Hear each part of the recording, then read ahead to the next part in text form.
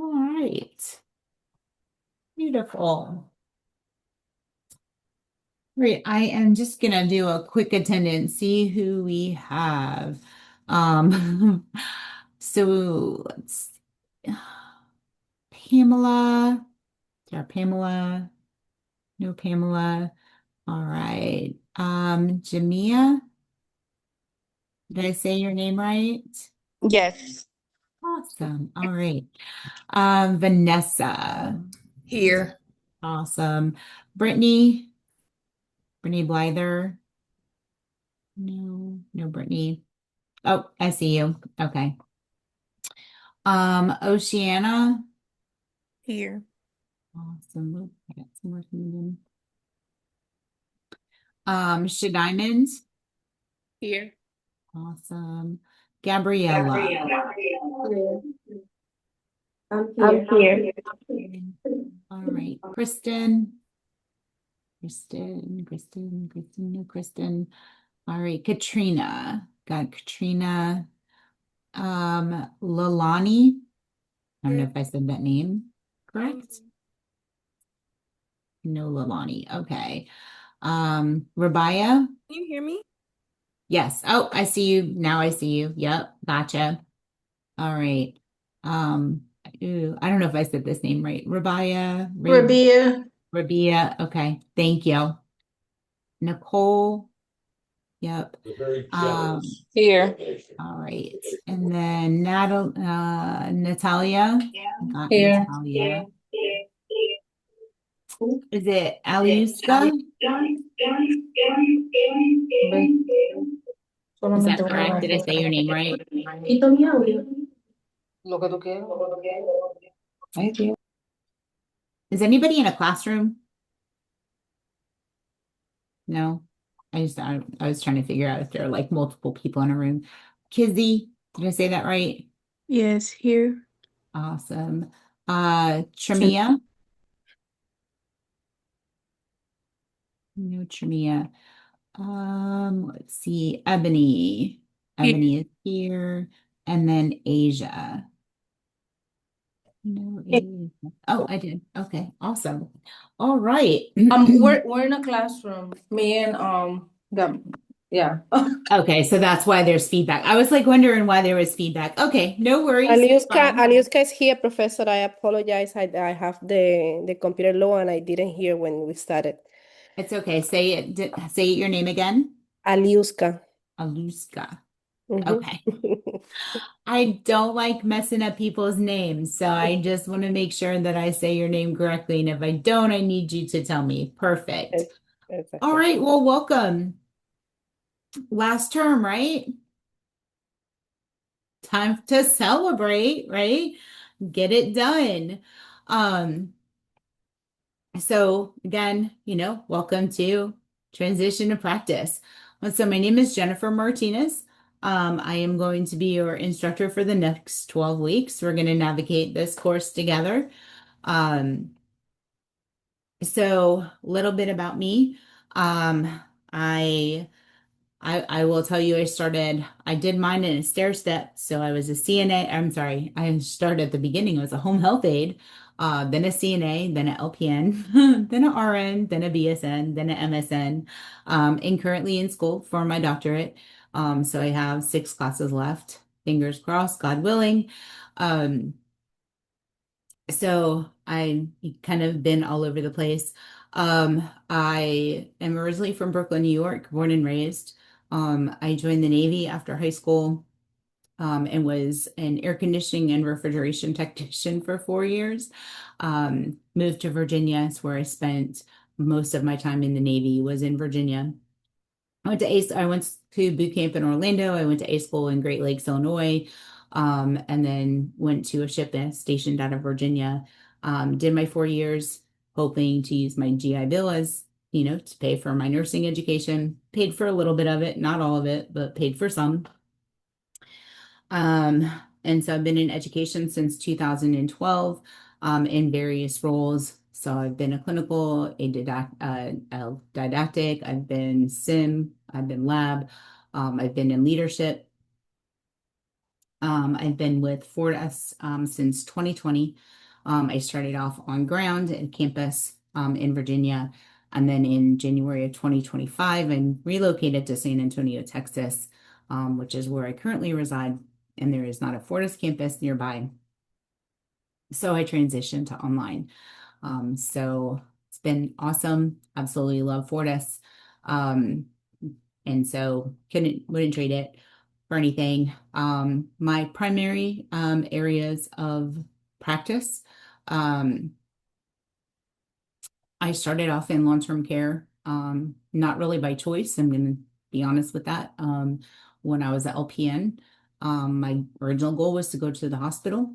But when I became an LPN, they were transitioning LPNs out of the hospital. And so my options were few. So I started in long-term care as an LPN, actually fell in love with long-term care and stayed in long-term care for pretty much majority of my almost 30 years of practice, except for, education. And I did have some time in peds, which I love pediatrics too. So those are really my two loves, peds and peds and geriatrics, in addition to education. 4 kids, all grown. My oldest is a boy. He is a federal police officer. I have 2 girls in the middle. They are both nurses. And my youngest is a boy. He is also a nurse. Go figure. My mom was a nurse. Her identical twin was a nurse. I guess you see the pattern. Um, and then the other side of my family, like the guys on my mom's side of the family, they were all NYPD. So grew up with police officers and nurses. They tend to go hand in hand a lot.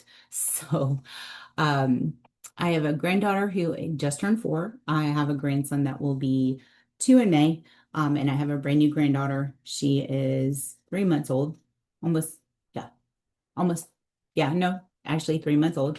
Um, they're in my younger 2 grandkids are still in Virginia with my daughter. My oldest granddaughter, her stepdad is military. He's in the Air Force. And he is now stationed in England for the next 3 years. So my new goal in life is to go to England so I can see my granddaughter, because 3 years without seeing her is a really long time. And she's a little spitfire. So again, can't imagine going 3 years without seeing her. She is a little sassy.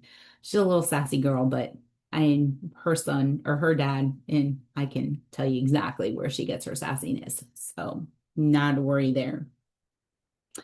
When I'm not teaching or going to school, I love Legos, especially Harry Potter. I'm a huge Harry Potter nerd, so I have a lot of Harry Potter Legos. I can't see them, but they're on my shelves behind me.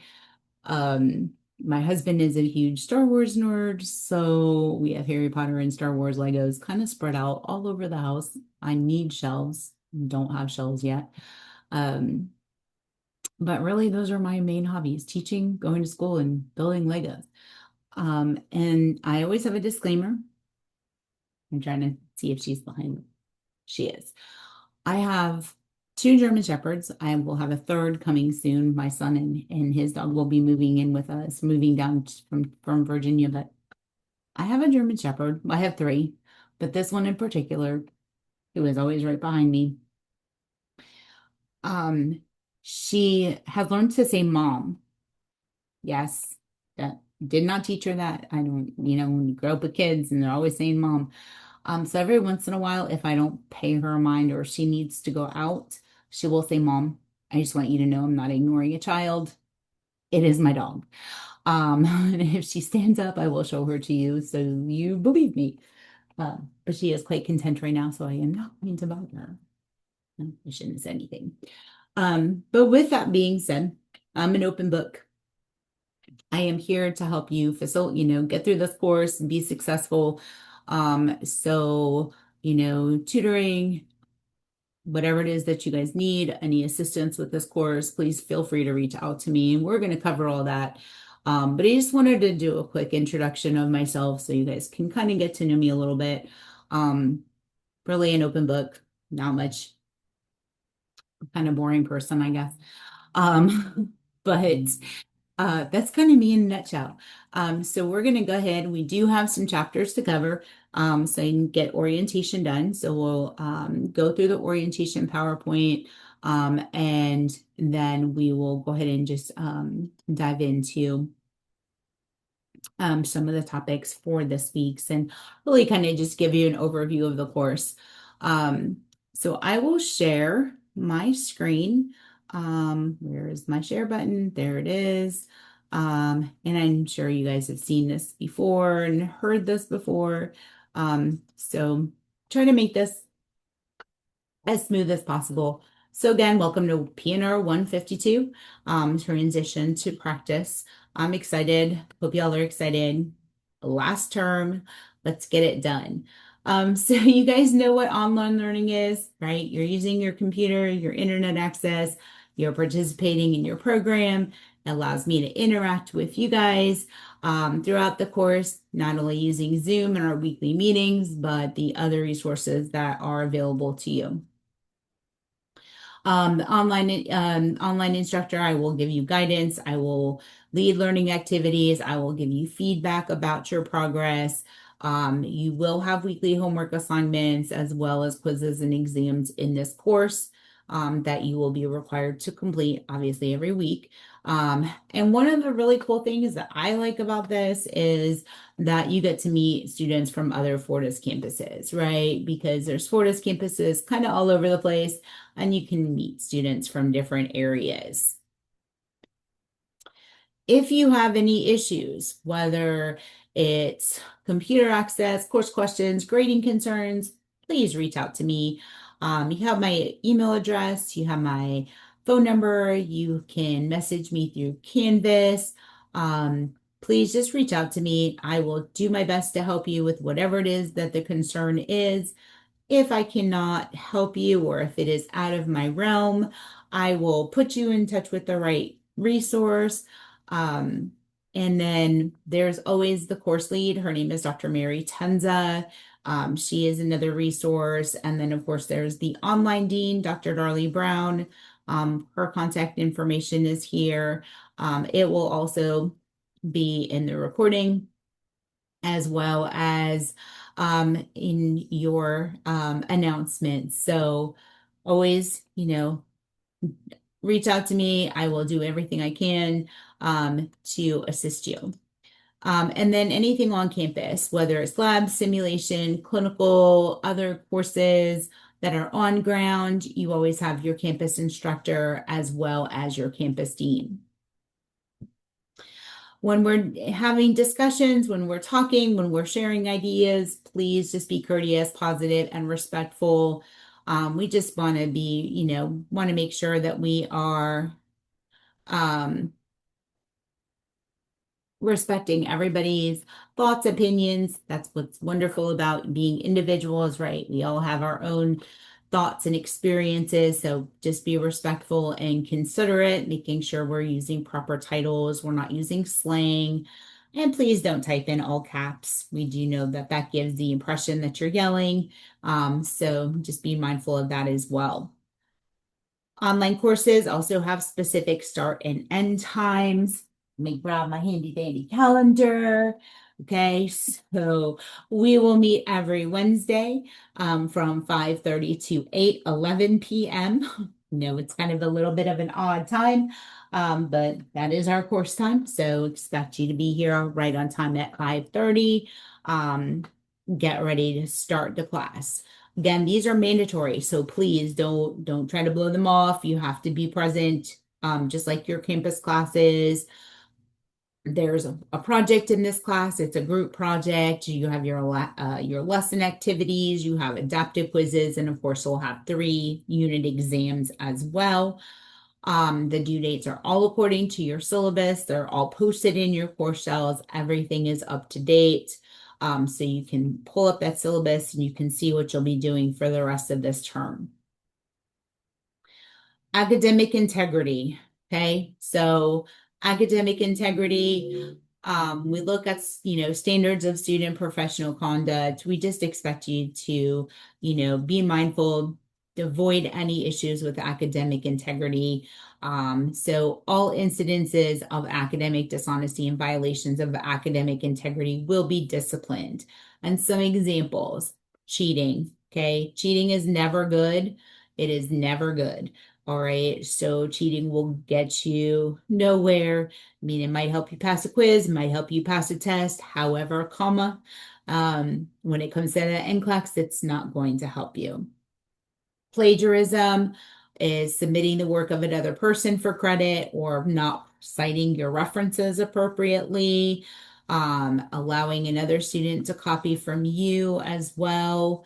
Any unauthorized use of notes or materials in exams, including talking to other students, forging, altering assignments, any unpermitted collaboration, so giving or receiving aid on a take-home exam or another assignment, allowing others to copy or use work that is not your own or not their own, providing answers from graded assignments to others. Again, do your work, do your own work. It's how you learn, that's how you grow. Oops, sorry. Any site that promotes cheating. So that doesn't promote ethics, integrity, honor. Fortis is monitoring these sites. Okay, so being found on these sites will put you on heightened monitoring of your work for academic integrity violations. You can't reference these sites, whether or submit work found on these sites. That will result in a 0 for the assignment. A second incident involving these sites will result in a course failure. So utilizing the sites, whether you're posting or downloading, that will put you at risk of being dismissed from the program. So please just stay away from them. Some of them are like Sudoku and Course Hero, Stuvia. There's other ones out there as well. But if they're not in your list of resources, just try not to, just don't use them. Artificial intelligence can only be used as approved by instructors on selected assignments.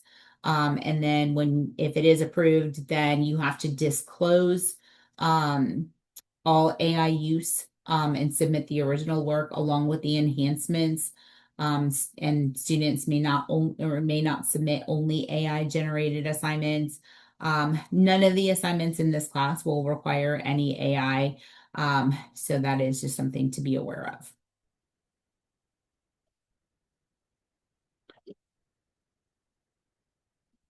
Code of Ethics. So the American Nurses Association Code of Ethics. It's a succinct statement of ethical values, obligations, and duties, professional ideals of nurses, both individually and collaboratively or collectively, sorry. It is our non-negotiable ethical standard and an expression of nursing's own understanding of its commitment to society. And why this is put in there is because when we look at cheating or using any of those sites, it does not support the nursing code of ethics. Attendance. Attendance is only recorded during your live sessions. Okay, so in order to receive attendance, you must be present, you must be online at 5:30, must stay till 8:11 in order to be counted. So make sure that, and I think I was checking this as you guys were checking into class, everybody has signed in with their full names. So it's just make sure you have to stay on camera the whole time. So I want to just see your forehead. I want to see your bright, beautiful faces. I don't want to see your ceilings. I don't want to see your floors. I just want to see your beautiful faces. There was something else I wanted to say, and now I can't remember what it was. Oh, you can't be driving. You can't be at work. You can't be in a healthcare facility. Okay. If you are driving at work or in a healthcare setting, I will remove you from Zoom. So please do not do that. If you are not on camera and I ask you to come on camera and you do not, then you will be removed from this session as well. Now, with that being said, you need to go use the restroom. Send me a quick chat. Hey, Miss Martinez, I gotta use the restroom. I'll be right back. Okay, perfectly understandable. Any missed time is going to be recorded in 15 minutes increments. So if you are 15 minutes late, or 20 minutes late, or no, if you're 10 minutes late, it's 15 minutes. If you're 20 minutes late, it's 30 minutes. Okay. So just be mindful of that as well, because those minutes can quickly add up. Anyone not posting attendance for 14 days will be dropped without notification. So if you miss class for 2 weeks, you will be dropped from class. And there is no makeup for missed attendance. Okay. I do know that you guys have your NCLEX live reviews coming up. All right. Those missed days, if you have to miss a day of attendance because of your NCLEX review, that is completely understandable. That is not going to be held against you. Okay, this is just the other absences that you may not be present for. Attendance is taken in class by the instructor. I give it to the registrar. So again, 15-minute increments.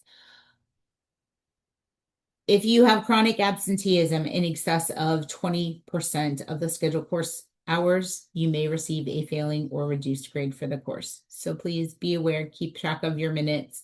It is usually a full letter grade deduction at the end of the term. Okay, so if you're sitting at an 88 or an 87 and you miss 20% or more of class, now you are at a 77, which is a course failure. So please, again, just be mindful of your time. There are levels. So a student at 5% will receive an email through Campus View notifying that you are at 5%. At 10%, you will be required to meet with the instructor and the course lead. And then at 15%, you may be required to meet with your campus administration. Not all levels of intervention may be emailed to you. Okay, you may not receive all levels of warning prior to the 20%. So again, just be mindful. We understand that things happen, but please try to be on time and stay until the end of course. Students also must be appropriately dressed and groomed, portraying a clean professional appearance, no pajamas, see-through or revealing clothing. Just be mindful of that as well. If the policy is not maintained, we will revert to campus classroom policy of uniforms. Okay, nobody wants to have to wear a uniform, right? If they don't have to. One other thing, and I want to say this before, I meant to say this earlier in my other class, no laying in bed. And please be up, whether it's at a table, just, on the couch, where I understand that not everybody has a desk and chairs, and that's absolutely fine. Just please, no laying in bed, that kind of thing. Alcohol, tobacco use. So the inappropriate use of I always say illegal, and I mean to say legal. So the inappropriate use of legal substances such as vaping, tobacco, marijuana, edibles, alcohol, certain prescribed medications as determined by the Dean of Nursing is prohibited, will not be tolerated under any circumstances. So, the student catalog, students are forbidden from vaping, smoking, using tobacco products, including oral tobacco, and using marijuana while in uniform, including after school activities and while in public. This projects a negative image of a healthcare program. You are also forbidden from using these products while in street clothes on campus or at a clinical site. The virtual classroom is a classroom and it is to be respected as such. So please, no vaping, no smoking, any of that while we are in class. To be successful, log in 4 to 5 times a week, stay connected and engaged, keep in contact with your instructor, review your course announcements. I'll apologize in advance. There's lots of announcements that are going to go out throughout this course.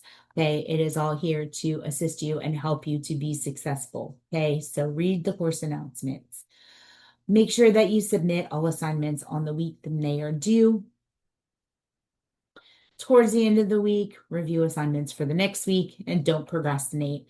I will tell you, honest to God, I am the world's worst procrastinator. Okay. I am, even with my own homework, I am the world. Don't be like me.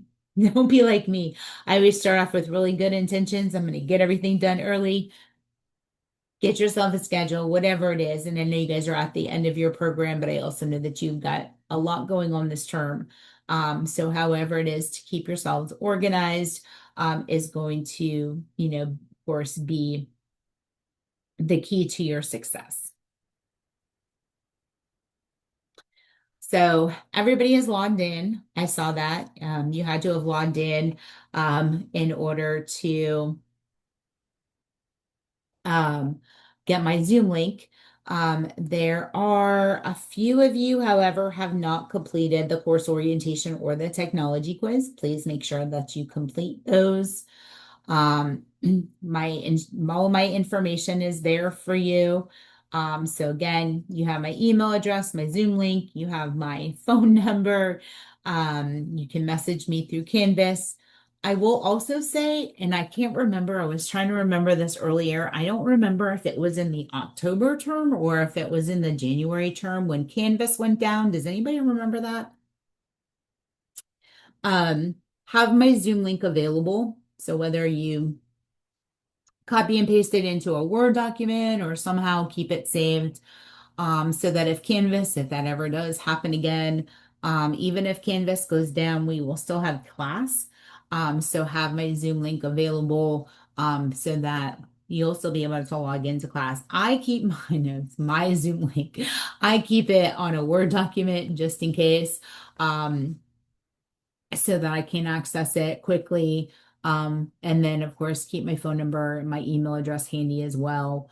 Either print or save your syllabus, however you prefer to do it. This way you have that information. Um, please make sure that you have the right textbook when you log in, in your modules. I'm sorry.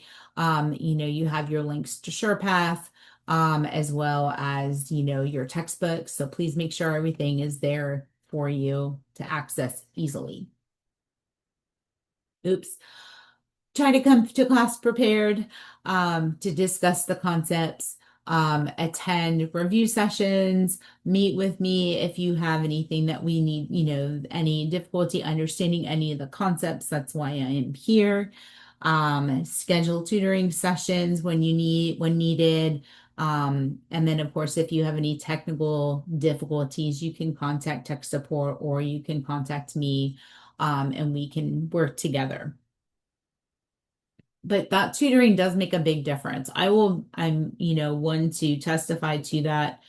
It makes a huge difference. And I've seen, it says that sometimes, students have dropped or have increased their test scores by as much as 20 points. I have seen this for a fact. Again, my job here is to facilitate you for the next 12 weeks, and I want to make sure that you're successful, and I'm going to give you whatever tools and resources that I can in order to help you be successful. I can't learn it for you. I can't study it for you. But I am going to do my best to help you. My office hours currently are listed as Monday and Fridays from 9 to 10 Eastern. If those hours are not convenient for you, completely understandable. Feel free to reach out to me, email me, let me know some days and times that you are available so that we can schedule a time outside of those hours. Most of my classes are in the afternoons and evenings, so most of my availability is going to be in the mornings, because my other class started at 2. So 2:30 is usually when my afternoon classes start, and then of course 5:30. And I am available on the weekends as well. So again, if those times don't work for you on Mondays and Fridays, please reach out to me and let me know what are some times, we can find something that's convenient. Your grading components. So for this course, your KGA is your unit exams and your HESI leadership exam.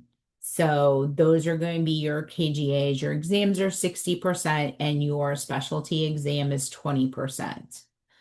Your homework assignments, or your homework grade is going to consist of your adaptive quizzes, your lesson activities, your leadership group project, and your professionalism. So there's going to be 5 lesson activities and 5 adaptive quizzes. The leadership group project we will discuss. And then, of course, your 12 weeks of your professionalism are also going to be there for, as part of your homework grade as well.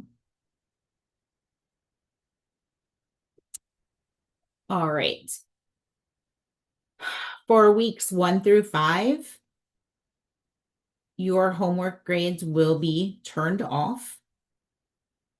So you'll just see your KGA. Your first exam is going to be in week 3, right? So really your KGA score isn't going to see, you're not going to see anything as far as KGA goes until your first exam. In week 6, we're going to turn on the homework scores. So if you had any missing assignments, anything like that, then that will show you the impact of your missing homework on your KGA. And then in week 8, we're going to turn this homework scores back off. And that will show you just your KGA with your exams. And then homework is going to stay off until everybody has completed HESI remediation, or that Monday of week 12 at 11:59. So once everybody has taken their HESI and completed their remediation, I will put those grades in, and then I will turn on the homework grades again so you can see what your final grades are. So it has to be done after everybody is done with HESI, just because I can't do it individually. It has to all be done at the same time.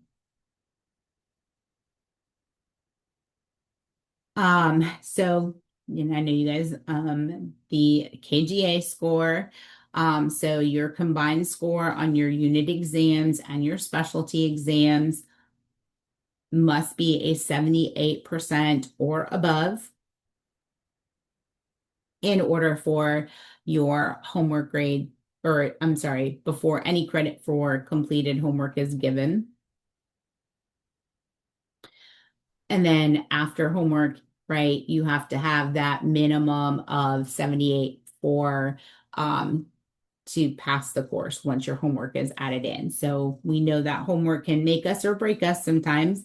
So please make sure that you are doing your assignments. Appeals at the end of the term. Appeals will not be reviewed if filed more than 72 hours after grades have posted.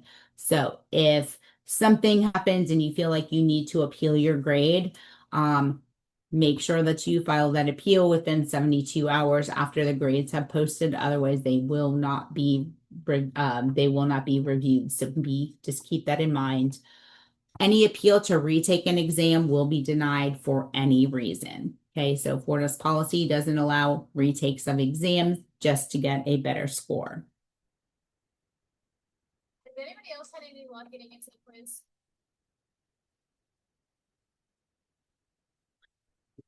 Sorry. For exams, you need to have 2 devices, right? A cell phone, and then your laptop to run the exam. So, just my biggest request is always every term, please make sure everything is charged, or that you have a charger handy. If you go off camera while you're in the exam, you're going to receive a 0, and I don't want that to happen. So make sure that you have chargers, everything is plugged in, so we avoid that. You cannot have scrap paper. All right, so you can use a whiteboard with a dry erase marker, or a like a sheet protector with a dry erase marker, and it has to be erased at the end of the exam. Okay, so you have couple options there. Exams will be proctored on Zoom, just like they've been. Again, you have to be on camera that whole time. Profile, full face, fully visible. You have to have a photo ID, whether it is your driver's license or your school ID, whichever If you don't show your ID or you're not fully visible at any point, that can result in exam or course failure. So please just, I know you guys know this, but have your ID, have your two devices. You will show your whole testing environment, right? So a full 360, including your desktop, your walls, all sides of the computer, the chair, the floor, all of that good stuff under your laptops.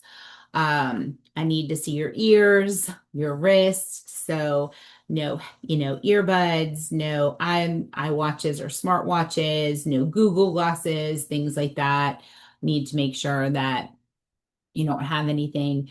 If you have any religious exemptions, we can discuss that on an individual basis. I don't know everybody's individual requirements again, so don't want anybody to take any offense or anything. Um, so just be mindful of that. So again, I don't want to offend anybody or anything like that. Just pull me aside and let me know. Oops, what did my computer do? There we go. Okay, so exams, we talked about that. Um, so exams can't be retaken, okay, just to improve your grade. All right, so with that being said, what are some things that we can do that may help us out, okay?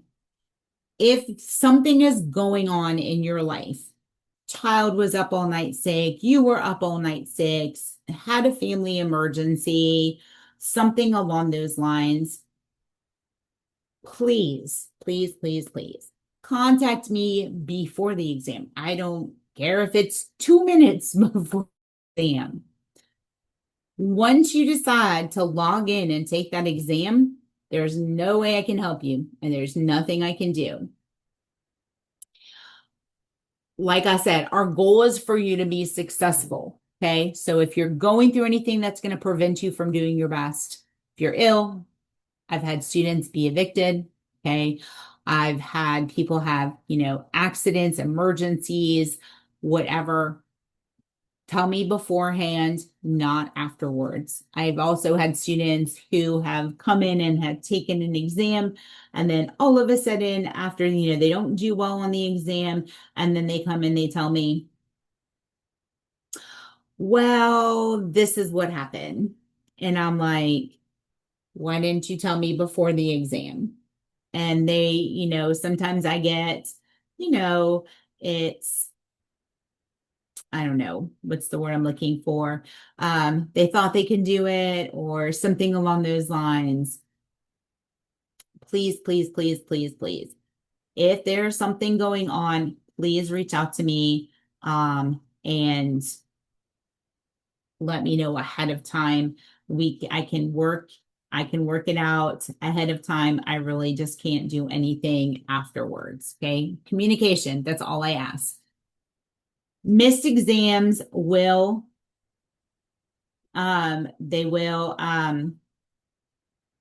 go with the late policy. And so if you don't take the exam at the time of the exam, okay, there is a 10% late deduction, just like there would be if you turned in homework. So if it's, let's say, and I've had this happen, usually not in the evening classes, but in the daytime classes, I overslept. Okay, that's not an emergency. That's not something that would, cause me to unfortunately be able to, not take that 10% off. Okay. But if it is an emergency and you have documentation, then you will not get that 10% deduction. Regardless, it still has to be made up within 7 days. Okay, so it doesn't matter if it's a personal reason or an emergency, it needs to be made up within 7 days. So our class is on Wednesday evenings. So it would have to be made up before the following Wednesday. The documentation is sent to the national or the online or the national, what is National Dean of Online Education, so Dr. Brown. As soon as you have that documentation, you need to send it. And then you have to send it before I can reschedule your exam, right? Hoping, I always hope and pray, knock on wood, nobody has any issues, right? Love to put you guys in a little glass bubble while you're in nursing school, but we understand that things happen. Again, communication is key. Please just communicate with me. I promise I don't bite. I'm really nice. I'm really easy to get along with. And like I said, I'm here to help you. So please just keep that open lines of communication. If you have accommodations, so if you already have approved accommodations, please send those to me. If you had accommodations last term, I didn't have you last term, so I don't know. They need to be submitted to your instructors at the beginning of every term. So please, if you do, just send them to me. Um, Anything less than 10 days notification before an exam may not be able to be granted in time. Okay, so again, if you have accommodations, send those to me as soon as possible. Exams are held during the scheduled class time. Exceptions are only with written approval by your faculty and copied to the National Online Dean. So again, if we don't make up that exam within the 7-day grace period, right, that 8th day is a 0. If you prefer to be proctored on campus, okay, for whatever reason, exams can be proctored on campus with 72 hours. Okay, and I need that faculty member to reach out to me. I can be in contact with that faculty member, and it has to still be given at the same time. So if it's going to be proctored on class or on campus, then it still needs to be taken at 5:30 on Wednesday evenings. Um, Other things with exams, if you are having technical issues, don't continue. Stop, let me know, raise your hand. Most of the time when we proctor exams, there's more than one instructor. I can pull you into a breakout room. We can see and try to identify and fix the issue if we can. And there's things that I can do. Retaking an exam. So I cannot allow a retake of an exam due to technical problems or other physical or emotional issues if you have already done the majority of the exam or time has run out. Now, if you log in and you get to question 2 and all of a sudden the exam's not working for you, right? That's a little bit different than I'm on question 48 and I ran out of time and now I wanted, so there's a little bit of difference. Again, just we're going to handle these as they come. If they come, hopefully they won't, knock on wood. With your specialty exam, you have your leadership HESI that it will be given during HESI weekend, week 11. These are proctored on campus, not via Zoom. So you'll take this on campus. You only have one attempt at this HESI. It is 20% of your testing grade. Oops. And of course, the benchmark for it is always 900. Remediation is mandatory, and your remediation times are based off of your HESI score. Okay, so remediation, you have to do 100% of your remediation time, going over all the concepts, whatever learning gaps you have, according to what HESI says. And then your time is dependent on your HESI score. So even if you get a 1200 on your HESI, you still have to do a minimum of 1 hour. I don't know why my computer is popping up all this stuff. And this will all be posted for you in the announcements. I told you you're going to get a lot of announcements, but these will all be posted for you in your announcements. So will have them readily at your hands. Remediation packets are to be submitted by 11:59 on Monday of week 12. So again, HESI is in week 11. You have until Monday night of week 12 in order to complete your remediation. If you don't complete 100% of your remediation, you will get a 0 on your HESI score. So please pay attention. I told you we'll get announcements. I will also, when it comes to HESI remediation, I start to get really nervous on Sunday evenings. If it's not done, you might start getting emails and text messages. Hey, don't forget to do your remediation or complete your remediation. All right, this is another big one. Submit your homework on time. All your homework is done or due on Sunday nights. All right. If you are going to submit a homework assignment late for whatever reason, I need to be notified ahead of time. So you need to have prior approval from me in order to submit your homework assignment late. If you don't have prior written approval from the instructor, who is myself, then it will result in a 0 for that assignment. So again, if you are going to submit any homework assignment late, you need to let me know prior. With that approval from me to turn in your homework assignment, it will be still have the late deduction. So 1 to 7 days, you will get a 10% deduction. Anything after 8 days, it will remain remain a 0. So again, please get your homework done on time, get your quizzes done on time. If it's going to be late, I need to know ahead of time. Lesson activities are in SurePath, okay? So they cover the key points from your reading assignments. The lessons include text, it's micro quizzes, videos, assessments, and I can go into SurePath. I can see how long you've spent on an assignment, what your grades are. The lesson activities are 5% of your grade. And I just want, you can nod your head, you could put a thumbs up, whatever. You guys know that you can do the lessons multiple times to get the grade that you want, correct? Everybody knows that? Awesome. Okay. So yeah, do them. I mean, do them until you get the grade that you want, as long as it's done before it's due. Your quizzes though, okay? So the adaptive quizzes cover concepts from your reading. Each of these quizzes also has 50 questions, okay? Quizzes are personalized to the student and will help you increase your mastery of the client of the content. So with that being said, it's going to be, what let's see, what Vanessa gets on her quizzes, right? Maybe a little bit different than what Asia gets on hers, right? It just really kind of depends. You will take these at home. They're not proctored, but they have to be taken in one session. So you can't start it and stop it. You have to just kind of go along with it. You only have one attempt at each quiz. So, when you're getting ready to take it, make sure you have the time to dedicate to sit down and take the exam. And those adaptive quizzes are 5% of your grade. Sorry. All right. Your oh my gosh, professionalism evaluation.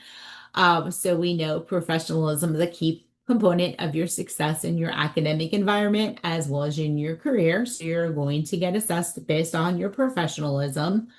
There's the attendance and punctuality. So attending each class in full, arriving on time, communicating, right? Respectful and constructive interactions with both peers and instructor.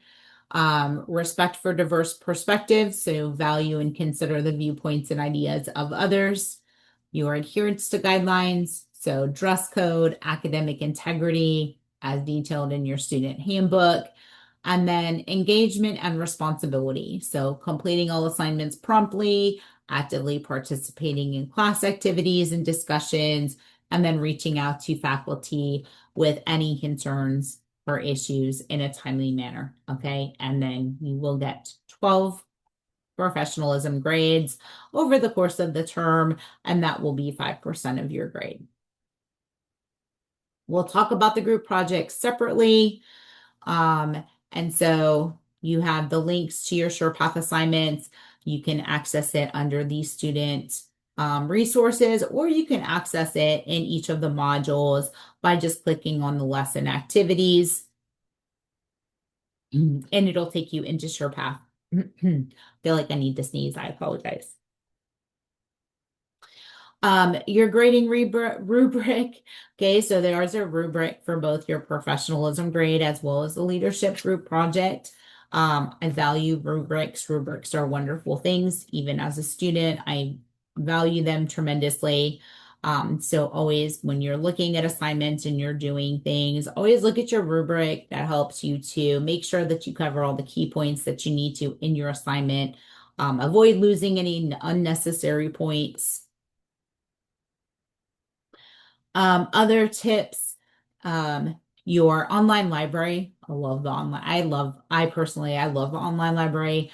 But you have your Learn resources and OWL Purdue to help you with APA format. And if you need any, if you have any questions about APA format, please reach out to me.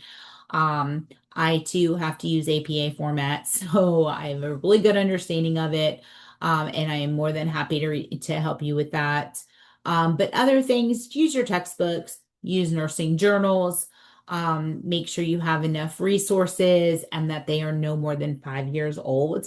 Another really good resource is, I don't know if anybody's ever used Google Scholar. Has anybody ever used I can't even say it, Google Scholar? Um, you literally go to Google and type in Google Scholar. It's a whole separate website. But what's really nice about Google Scholar, if you're worried about, oh my gosh, my references, there's a date range on the side, and you can adjust that date range just to a date range that you want. So, and it's only going to give you um, publications, so lots of journals and things like that. So that's another resource that people use. And then always summarize and make sure that you give credit to, where you got the information. So citing your sources, both in in-text citations as well as your reference page. All right. Anybody have any questions about the orientation? I know it's a lot of information. I know you've had it before, and I appreciate your patience, but just always want to make sure that we are, making sure everybody is as prepared as possible and has all the wonderful information that they need in order to be successful. So no questions? No, everybody is good? All right, awesome. Everybody need a break now? All right, so let's just do 6:35. All right, so everybody be back at 6:35.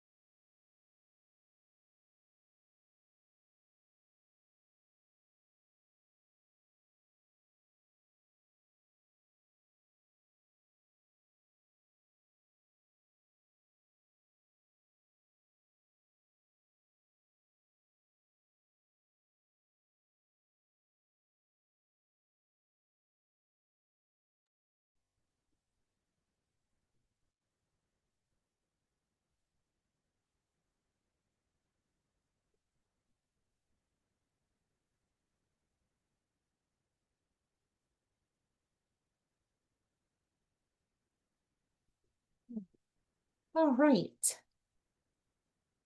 Now that that is done, so I said that we would talk about the group project.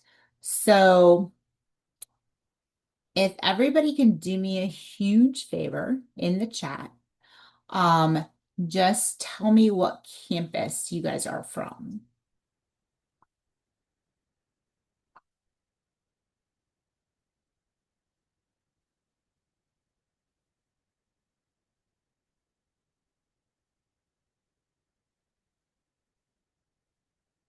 Columbia, Cutler Bay, Columbia, Cutler Bay, Columbia. Okay, so mostly Columbia and Cutler Bay. Okay, awesome.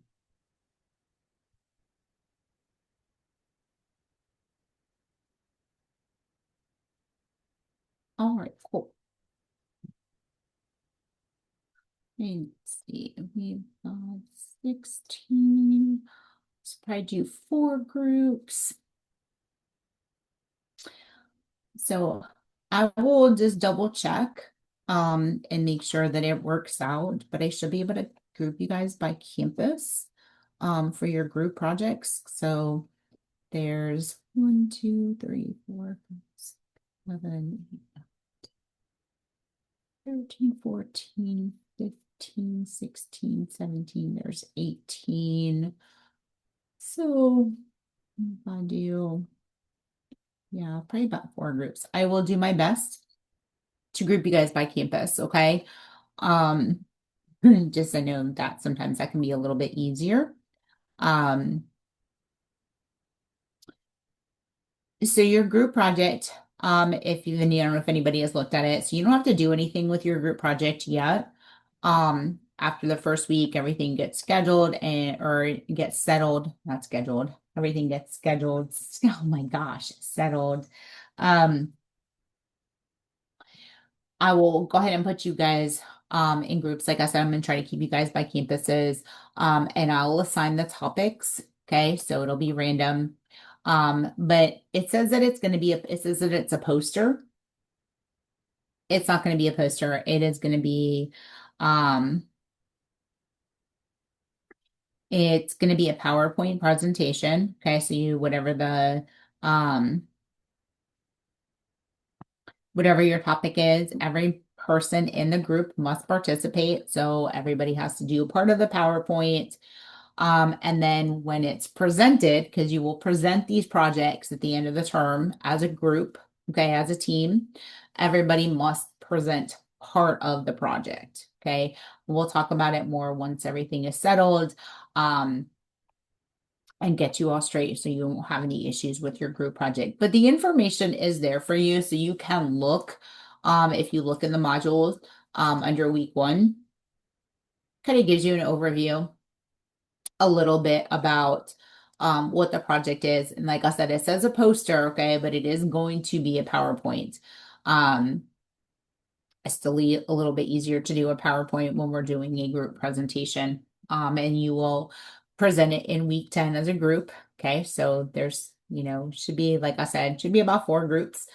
And it's only it's like a 10-minute presentation. You don't have to do an hour-long presentation, okay? Just a nice little 10-minute presentation. And everybody will present a part of it. So we'll get that out to you as soon as possible. Again, just to remind you, please make sure that you do your technology quiz and your course orientation quiz. That will give you access to the rest of the modules, so you have all that information at your fingertips. But today's information, so for lecture today, we're going to do chapters 4. We're going to do, which is just, how did practical nursing evolve? We'll talk about critical thinking in chapter 5.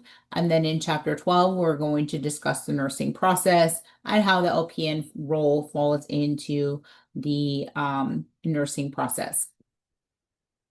So I will share my screen with you so you can view the PowerPoints with me. And another disclaimer, I talk really fast sometimes. My New York upbringing, okay.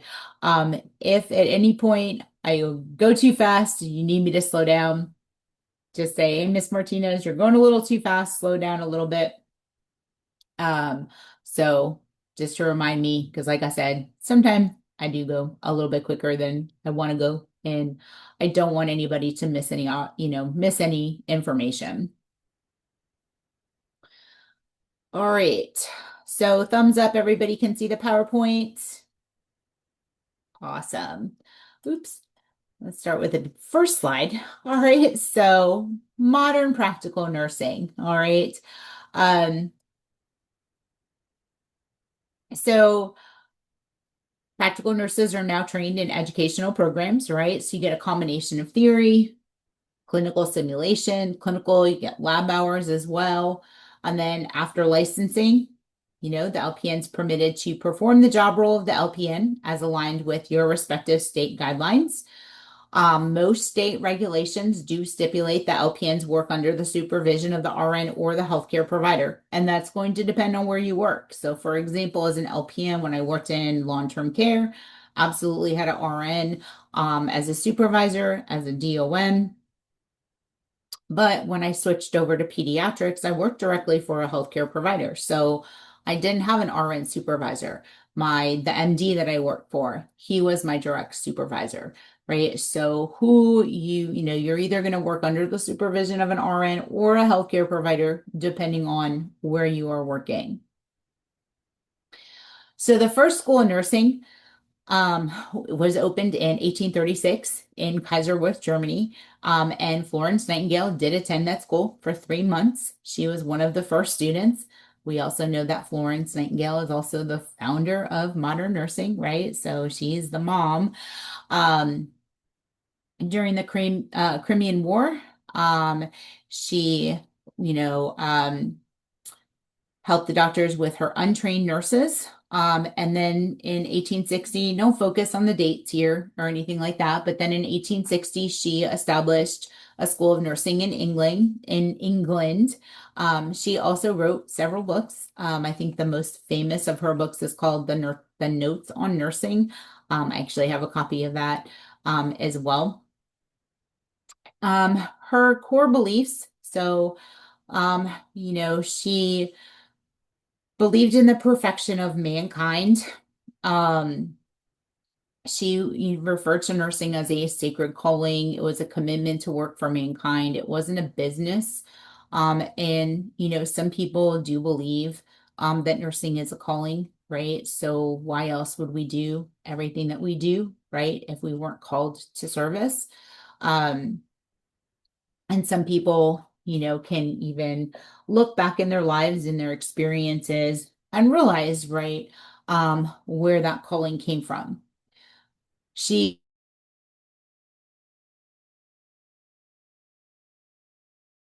to be a respectable profession or respectable vocation, right? She wanted nurses to be seen as nursing as to be seen as a profession, right? Not just a job, not just, a doctor's aide, right? She believed that she wanted us to be respected.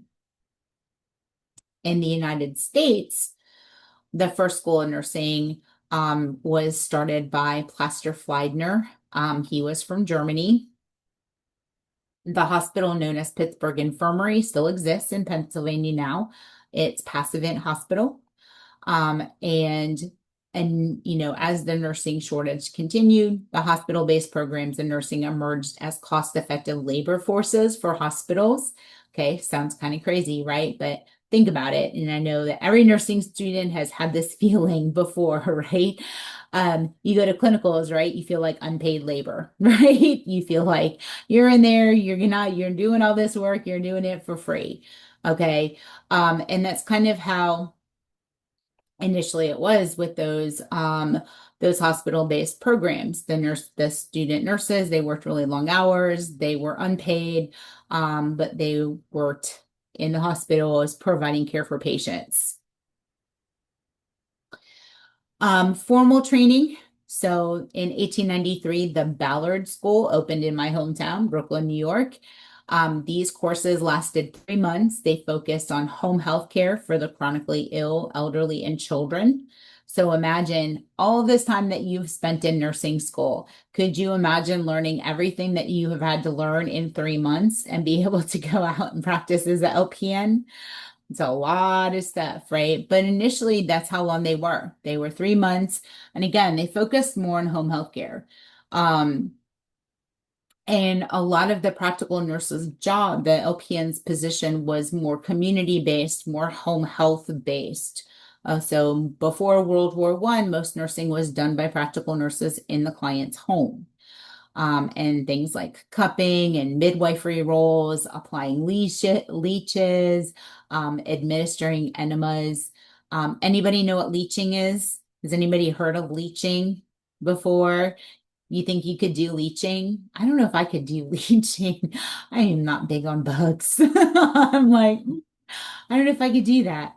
But that was part of their job, right? And leeches do have some really good benefits, right? They help to increase blood flow to areas, but yeah, I think that would, I don't know if I could do that. And then by 1903, states began to take steps that led to monitoring practical nursing. Okay. So organizations like the NLN were developed, and that developed a nationwide system of standardization of nursing requirements for practical nursing. So really what that did was, you had one school here, like the Ballard School in New York, and then you may have, a school in Pennsylvania, and you may have a school in Ohio, in California, in Montana, right? And they may not have had any kind of standardization, right? What the Ballard School offered in Brooklyn may be one thing, and then what was offered in, Pennsylvania might be completely different. So they started to look at standardizing the nursing requirements for practical nursing. Mississippi was the first to pass a law licensing practical nurses. So, they were the first law licensing practical nurses.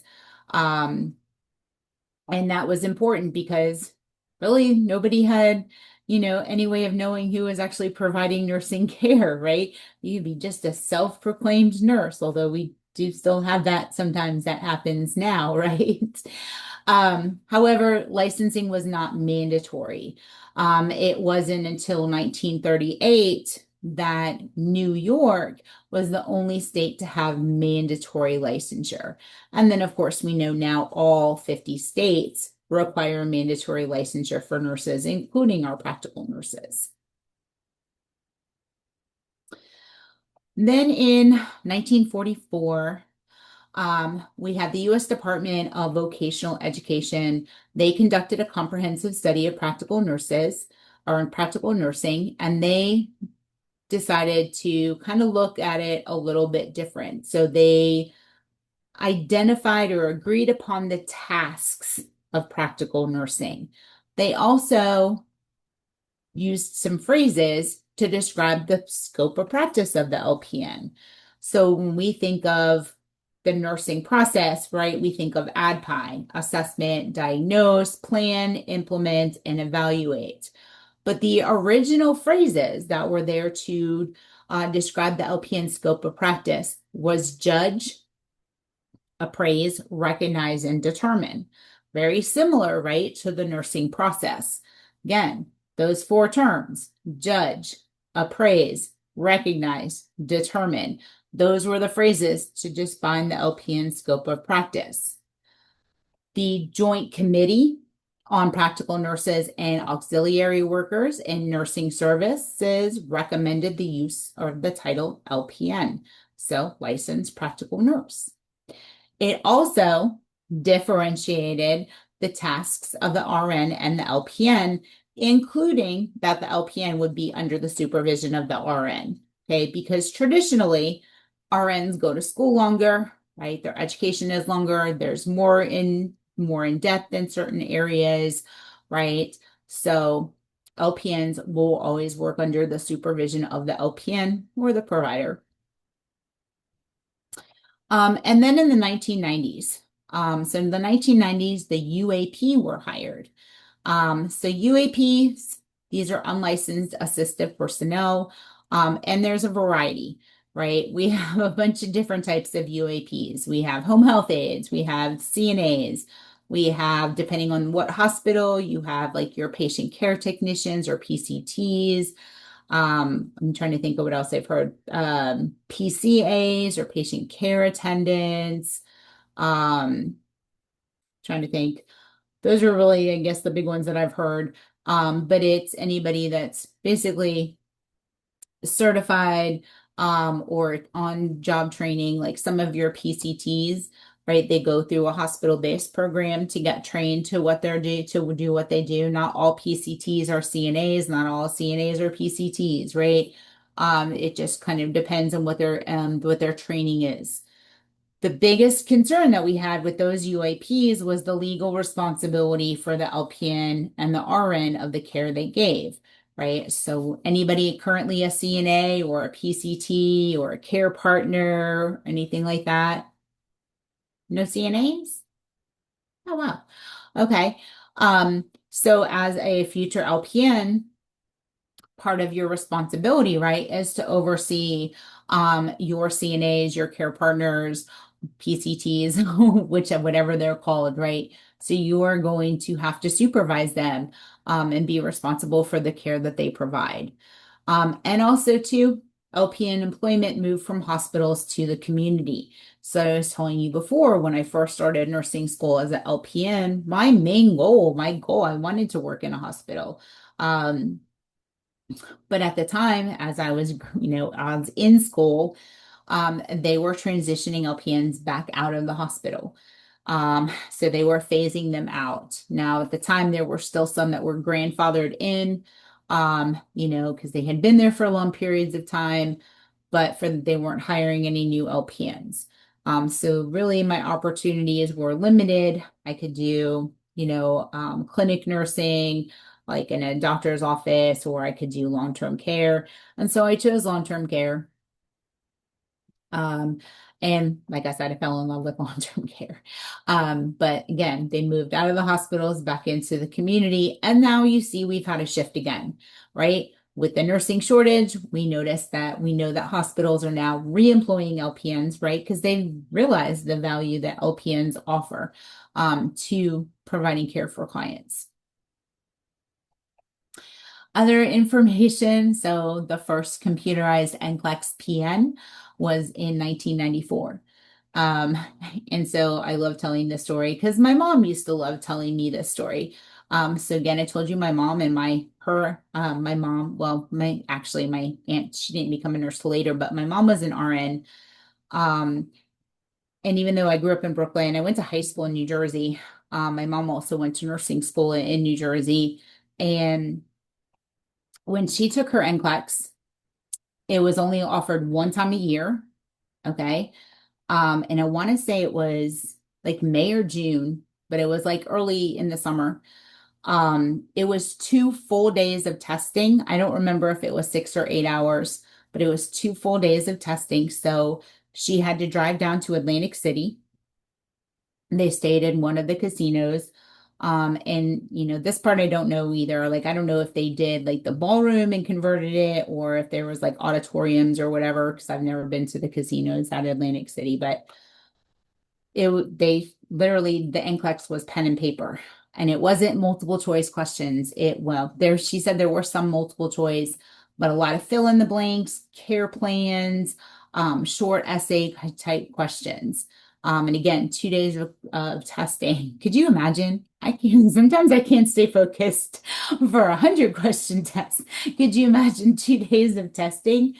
Um, and then it took 6 months for them to get their NCLEX scores back. So because everything was on paper, it had to be hand graded, right? Couldn't run it through a Scantron. So they were able to work as graduate nurses while they were waiting for their NCLEX scores to come back. And if they passed, great, they got their license, right? And they could go and, you know, keep on working. If they failed, of course, they had to stop working, but they also had to wait until the following May or June to take their NCLEX again. So it was a full year before they could take it. So in 1994, when it went computerized, right? Obviously, it's a lot different, right? They offered it a lot more often than one time a year, right? You can pretty much schedule your NCLEX any day of the week, any time of the year, right? Based on availability. In 1996, the long-term care certification became available to LPNs.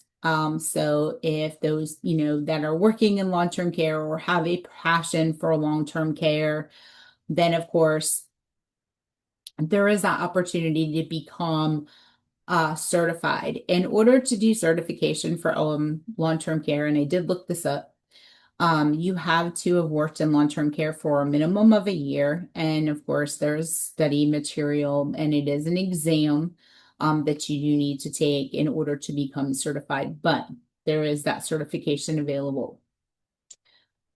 Um, Associate degree programs, right? So associate degree programs, the goals were to move nursing education out of those hospital-based programs, help ease the nursing shortage by shortening the amount of time required to become an RN. A lot of the programs initially were like bachelor's level, right? They were in school for 4 years. So that was 4 years, that wasn't helping to meet the nursing shortage. So with those associate degree programs, it shortened the length and it got, more student or more nurses out there faster.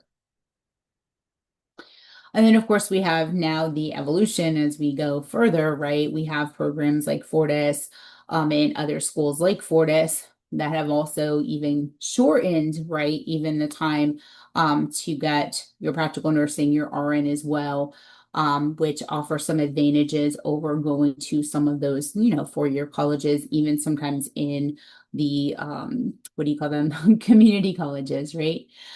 Um, the NLN's vision statement, recognizing the role of the LPN in advancing the nation's health, supports the critical role of the LPN. And I don't know how many have heard this, but I heard this, and I heard this for a long time, even while I was in school for my LPN. LPNs are going to be phased out. Don't know why you're bothering going to school for your LPN because you're not going to have a job. Guess what? That was over through almost 30 years ago. We realized the importance of the LPN's role and how, in you providing care for clients in all areas of healthcare. And over the course of time, graduated with my LPN, expanding roles, and things that I never thought that, would ever be within an LPN scope of practice have come around. So things like, once you have some experience, so I told you my 3 youngest are all nurses, right? So I have a combination. I have RNs and LPNs. My youngest daughter, when she loved OBGYN. So that was her thing. She worked in an OBGYN office until she got pregnant. And she worked while she was pregnant, but then she thought she was going to be able to go back to work after she had her son. And she was like, I don't think I can leave him alone, or I don't want to put him in daycare. So she got a remote position, and she does health coaching. And so it doesn't pay as much as if you're working in a clinic or you're working in a hospital. But it offers her the opportunity to work from home and not have to put her children in daycare. And really what she does is she gets a list of clients, with chronic conditions, and she calls and checks up on them, make sure, they're checking their blood pressure, their glucose levels, if they have any medication questions, health questions, things like that. And then she puts them in contact with their provider, or she'll provide an update to her provider. So a lot of different role changes have occurred over time. One of the jobs that I also had briefly, I got bored really easy. I worked for an insurance company, and I did utilization management. Never had an LPN in that role. And now I look and see LPNs are able to do utilization management. So things are opening up for LPNs. And then, of course, we know about the COVID, right? The COVID pandemic put a huge strain on healthcare workforce. which led to even more of a greater nursing shortage for a variety of reasons. Some chose just as a result to not stay in nursing, just because of, the stress and the workload and the lack of resources that were available. And then, of course, we know, just COVID was not a fun time for anybody, right? Let alone being in healthcare. So that just made the nursing shortage even worse. And you can Google the nursing shortage. You can Google anything, right?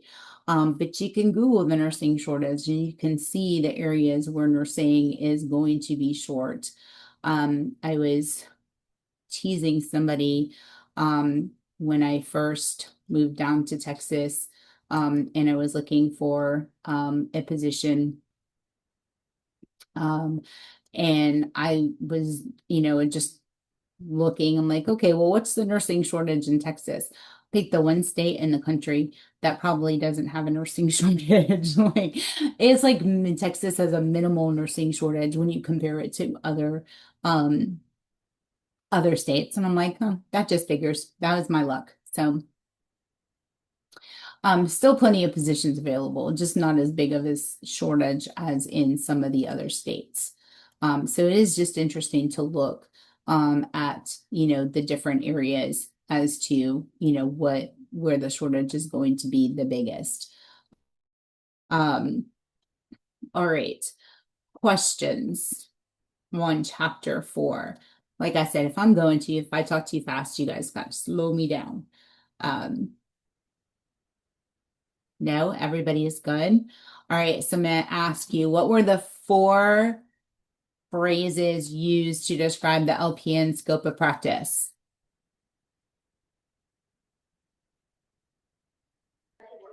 Judge, appraise, recognize, and I forgot the last one. It's okay.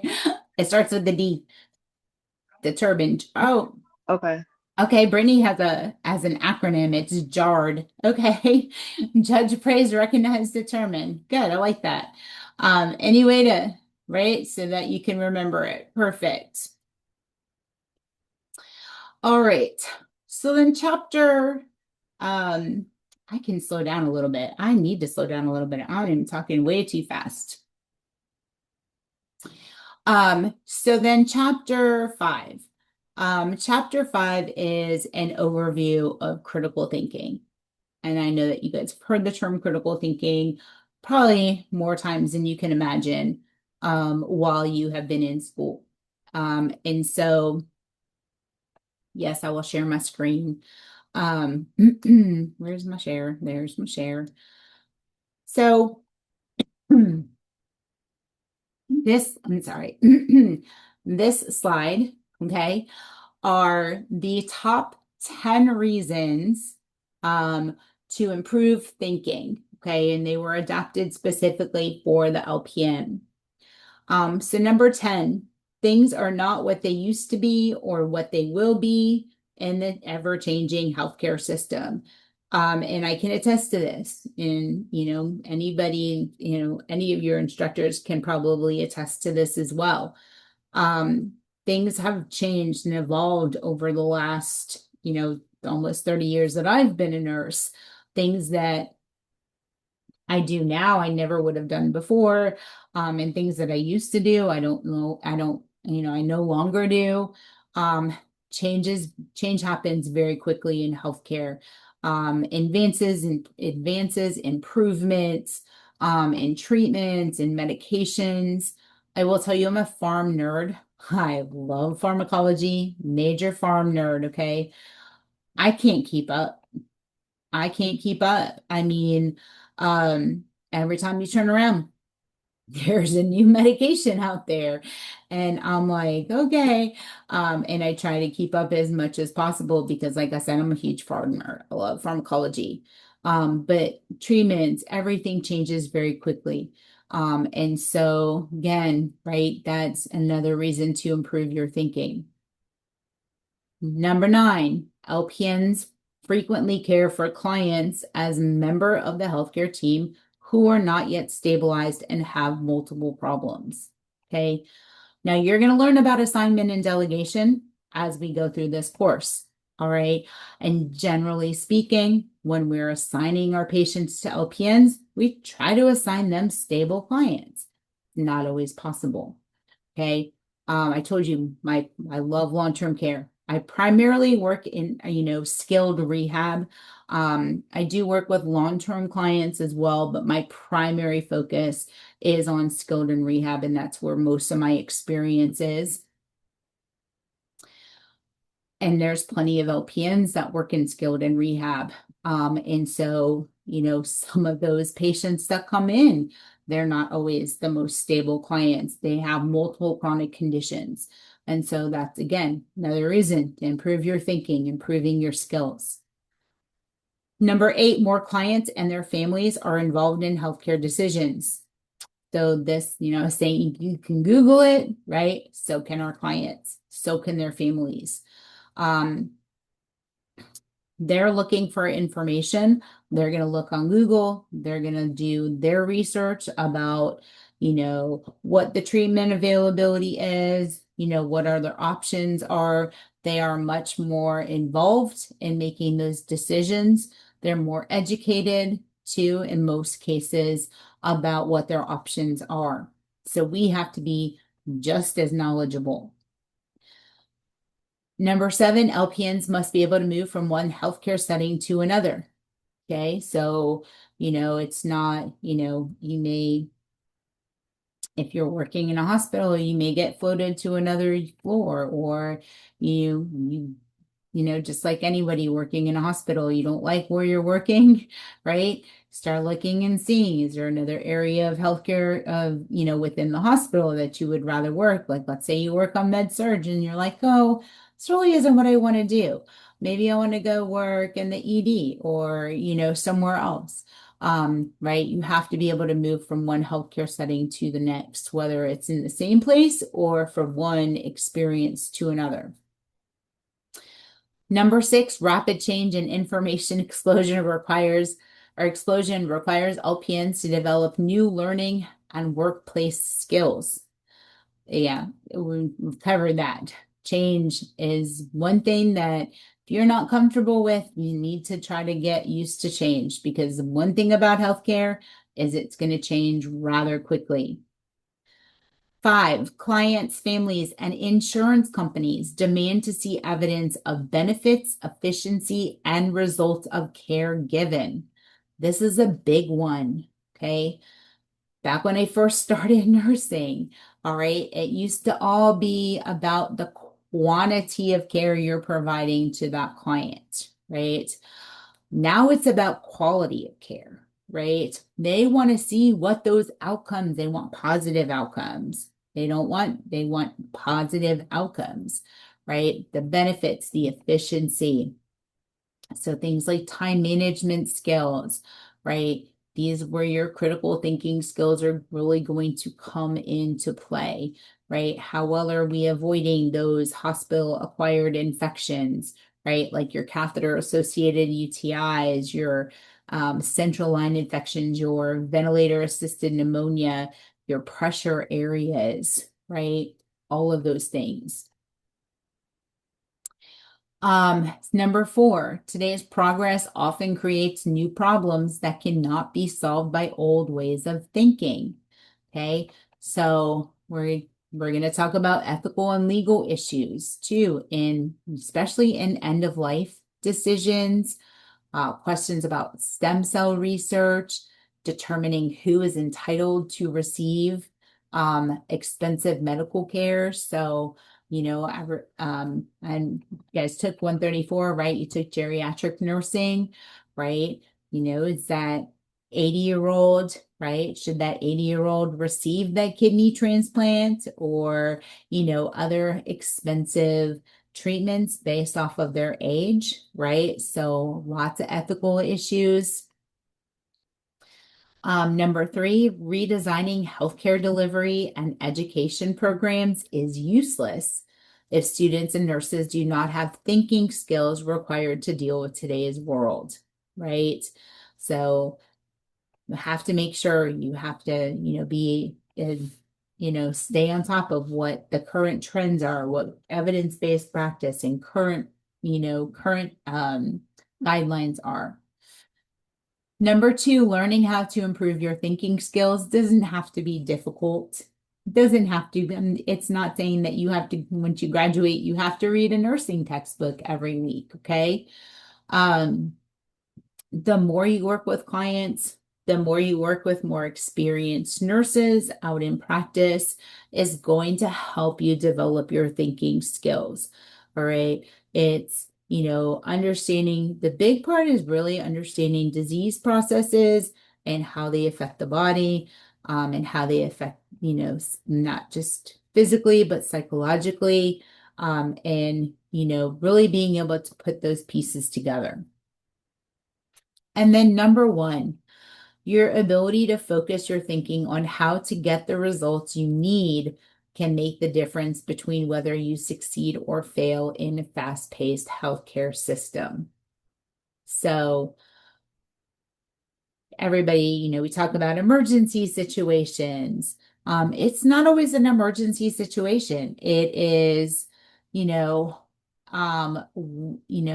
what happens when you walk into your client's room and you see that they're short of breath, right? So you have to be able to make decisions without having to stop and really think. So, just as an example, if your patient is laying flat and they look like they're short of breath, what is the first thing that you're going to do? Sit them up. Sit them up, right? So you're you're not going to stop and go get a pulse ox, and you're not going to, go get the blood pressure machine and all that stuff, right? The first thing you want to do is sit them up, right? That's going to help to facilitate breathing. So again, you guys know that, right? Same thing with increased intracranial pressure, right? Sit them up. And so again, how fast you can focus your thinking on how to get those results is going to be really important for you. And critical thinking is a lifelong journey. Okay. Your education does not stop when you graduate from school and pass your NCLEX, right? It doesn't stop. You are going to continue to learn. How many of you want to come back or go back and get your RN when you're done with your LPN? Okay. Right. Guess what? Gotta go back to school for that, right? So you're going to continue to learn. And then, I can even go further. After you're RN, who wants to be a nurse practitioner? Anybody want to be a nurse practitioner? Okay. So we have some that want to be nurse practitioners. Okay. Anybody want to be an educator? What? Okay, got one. Oh, education is so but right, so it's not education, you're going to learn as you go. And even if you don't go back to school, you're going to continue to learn in practice every day. You're going to learn from the people that you work with. You're going to learn from your clients too. Critical thinking is related to the nursing process. 100% related to the nursing process, right? And we'll go back to the nursing process. But we use it in clinical judgment as well. Okay. And not only are, you are expected to be an active learner as well as a critical thinker, right? So it doesn't stop at school. So critical thinking is purposeful, okay? It is an advanced way of thinking. What else can I say? I don't want to just read the slide. It's a problem-solving method. All right. So purposeful, informed, driven by client and family needs, right? We're looking to resolve a problem and find ways to improve a situation, even when a problem doesn't exist. It is based on the process or the principles of the nursing process. It's also based on knowledge, skills, experience, as well as that wonderful nursing code of ethics. It is guided by professional standards as well. Okay. So when we look at professional standards, for the LPN, you can look at NAPNES, is a really good one to look at professional standards for the LPN. And it's always reevaluating and striving to improve. Don't ever become stagnant. Okay. Always look for ways to reevaluate, to improve processes, to make it better, not only for yourself as a nurse, but for your clients, right? Because that's our whole goal of nursing, right? Is to make it better for our clients. I already said this. Oh, it involves collecting data, and analyzing data to make a decision, right? So how can we do this better? What's a better way to do this, right? How can we help our clients achieve the highest quality outcome? What resources are essential? What can be eliminated to save costs, right? So it really, when you become part of the healthcare team and part of a healthcare system, costs are going to be, and unfortunately, a big part of what we are doing. All right. And so cutting costs is, something you may hear, but not even cutting, maybe minimizing costs. So this is basic at the basic level, right? If you're going in to do a dressing change on your client, all right, and it only takes two 4x4s, maybe some Curlex and a piece of tape, whatever, okay? Don't walk in there with, a package of 24x4s and 10 Curlex. You want to just bring in what you need in order to perform the task at hand, because anything you bring in that client's room, right, has to stay there. You can't bring it back out and use it on another client. So it's always, we want to get the highest quality outcome. We want to save costs. So it's just being mindful of those things. So critical thinking means questioning with meaning. All right. So, we're in examining our personal thinking, we're looking at thinking of others. We are making our judgments on facts, not assumptions. Okay, so we're using evidence, right, to make our judgments. Collaboration is key. Gotta collaborate. And there's a number of people that you can collaborate with. Whether it's fellow nurses, whether sometimes it's your CNAs. It could be doctors, it could be the OT, the PT, respiratory therapy, the speech therapist, it could be the case manager, the social worker, the dietitian, the activities director, right? There's always room for collaboration. And I always say that because, sometimes you have to think outside the box in some situations, right? Regarding, certain issues. And so, like, say you have a frequent faller, right? And you've got all the traditional evidence-based things put into place to help prevent that falls, but they're still falling, right? This is where collaborating with maybe physical therapy or occupational therapy and your CNAs, to try to think of some out-of-the-box ways, right, to help prevent them from falling without violating their rights, right? So collaboration is key. We also use the nursing process, right? That ADPI process: assess, diagnose, plan, implement, evaluate. That is a really good way to outline something. And then we also make decisions based on what the right thing to do is rather than emotions or need to save face. Okay. This is also, something that we, kind of need to really focus on. New ideas, alternatives, offer them in a constructive way, right? We want to consider others' ideas, recognize that there may be more than one right way to do something, right?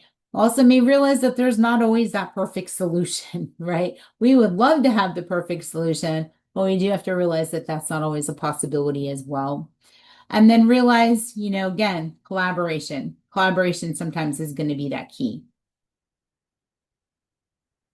Other factors that influence, and I'm not going to go through all of these, but other factors that, influence critical thinking, our upbringing and our culture.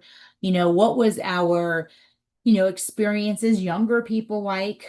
Did we have, family and support to help us learn how to read and comprehend and understand material, right? Um, our maturity, our past experiences, right? It's always something that always adds to it.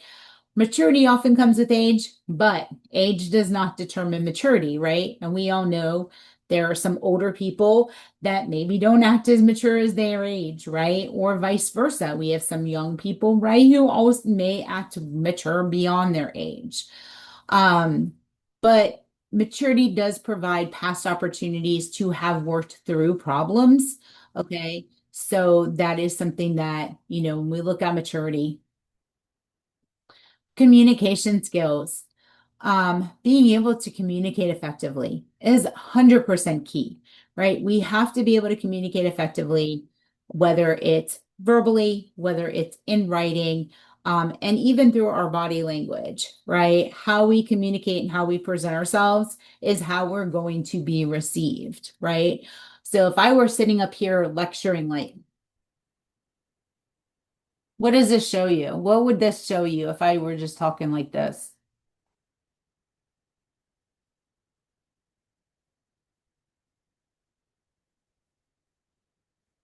Does it show you that I'm interested in you learning anything that I have to say? No. I can't do it. Not with a straight face. Bored, right? Uninterested, right? If you came to me for help and I was standing there like this, right? Do I look like I want to help you? No, right? So that open body language, right?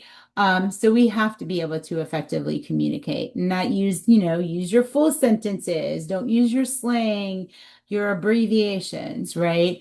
Um, Making sure that we are listening, right? Using our listening skills, and that we're considering ideas and views that are obviously going to be different from our own.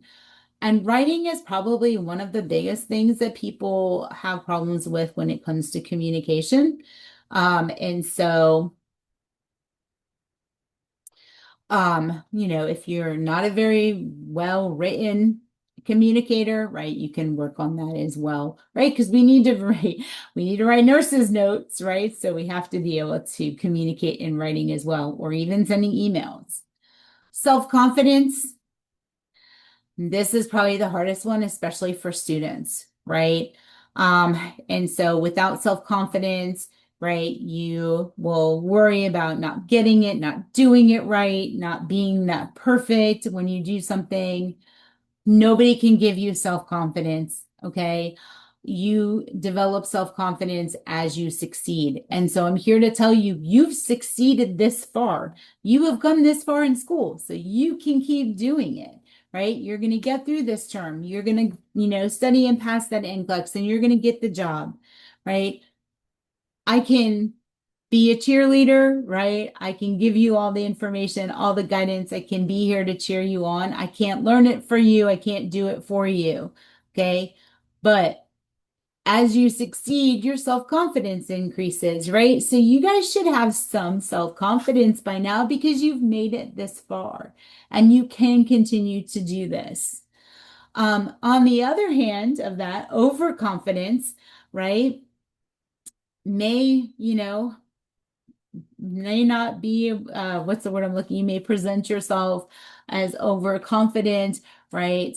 And sometimes that overconfidence can be construed as being maybe cocky, know-it-all, and you just so be careful. There is a nice little fine line between the two. Moral development. Moral development creates fair-mindedness, a strong sense of what is right and wrong and just. Okay, so this is where we do an internal evaluation of ourselves, right? Can we identify what we consider right and wrong, right? What we consider just. And when you're out there looking for the job that you want to work or the place that you want to work at, look at the core beliefs, look at the values, look at the oh my gosh, the vision statement of that organization and how that does that fit in with your your ethics and your values. Capability in nursing. Obviously, we know you have to be capable in nursing, right?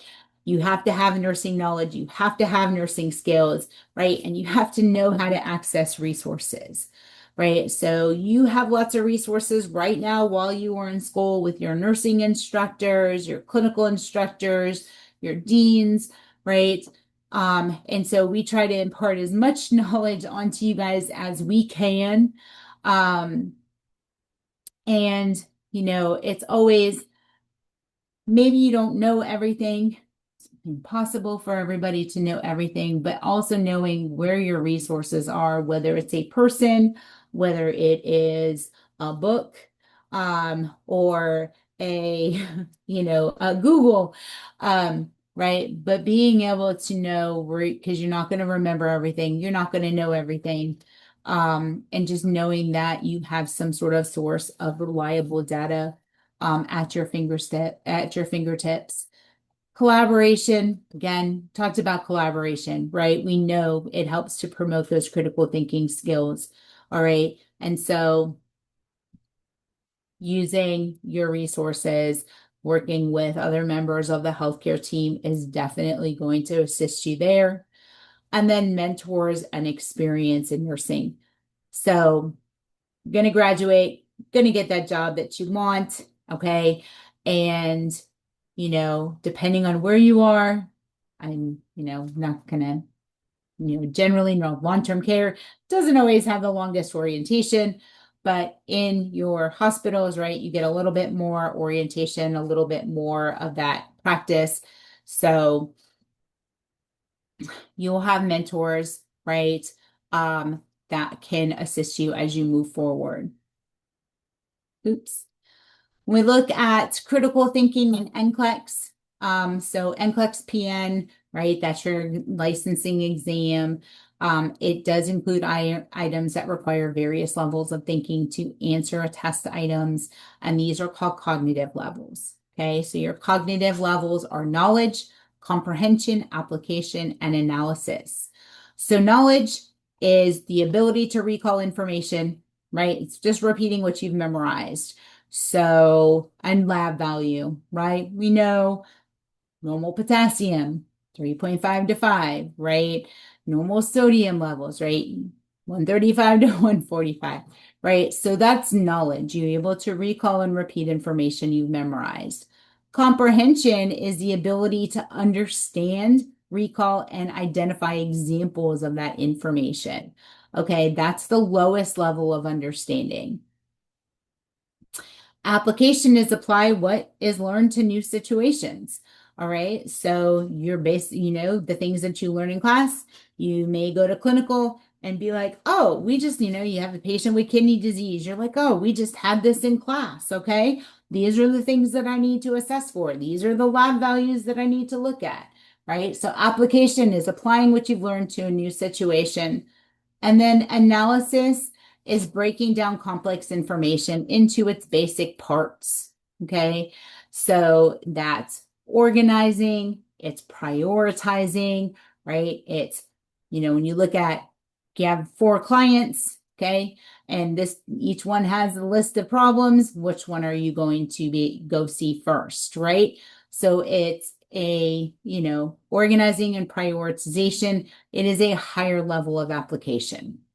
So knowledge is recall, comprehension is understanding, application is applying that knowledge, and then analysis is breaking it down and relating it to a big picture.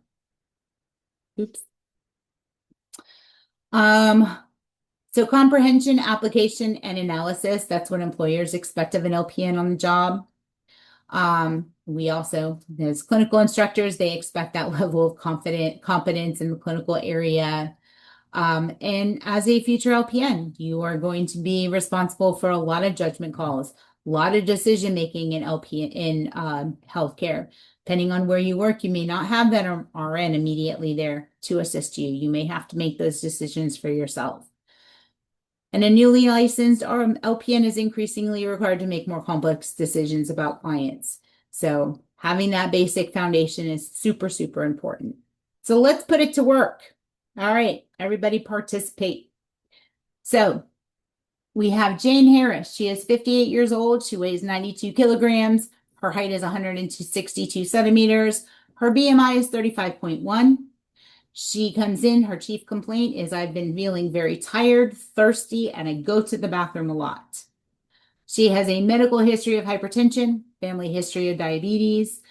She's on lisinopril 10 milligrams a day. Her vital signs, her temp is 98.6. Her heart rate is 88. Her blood pressure is 146 over 90. Her respirations are 18, and she has an SpO2 of 98% on room air. Flip. Here we go. Here are her test results.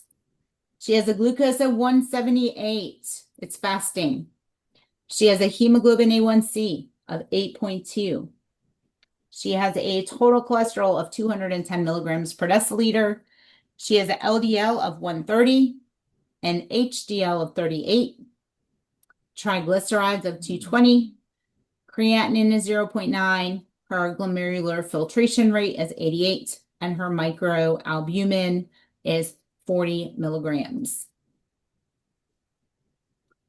So, what are the diagnostic criteria for hemoglobin, or I'm sorry, for diabetes mellitus? Anybody know what the diagnostic criteria for diabetes mellitus is?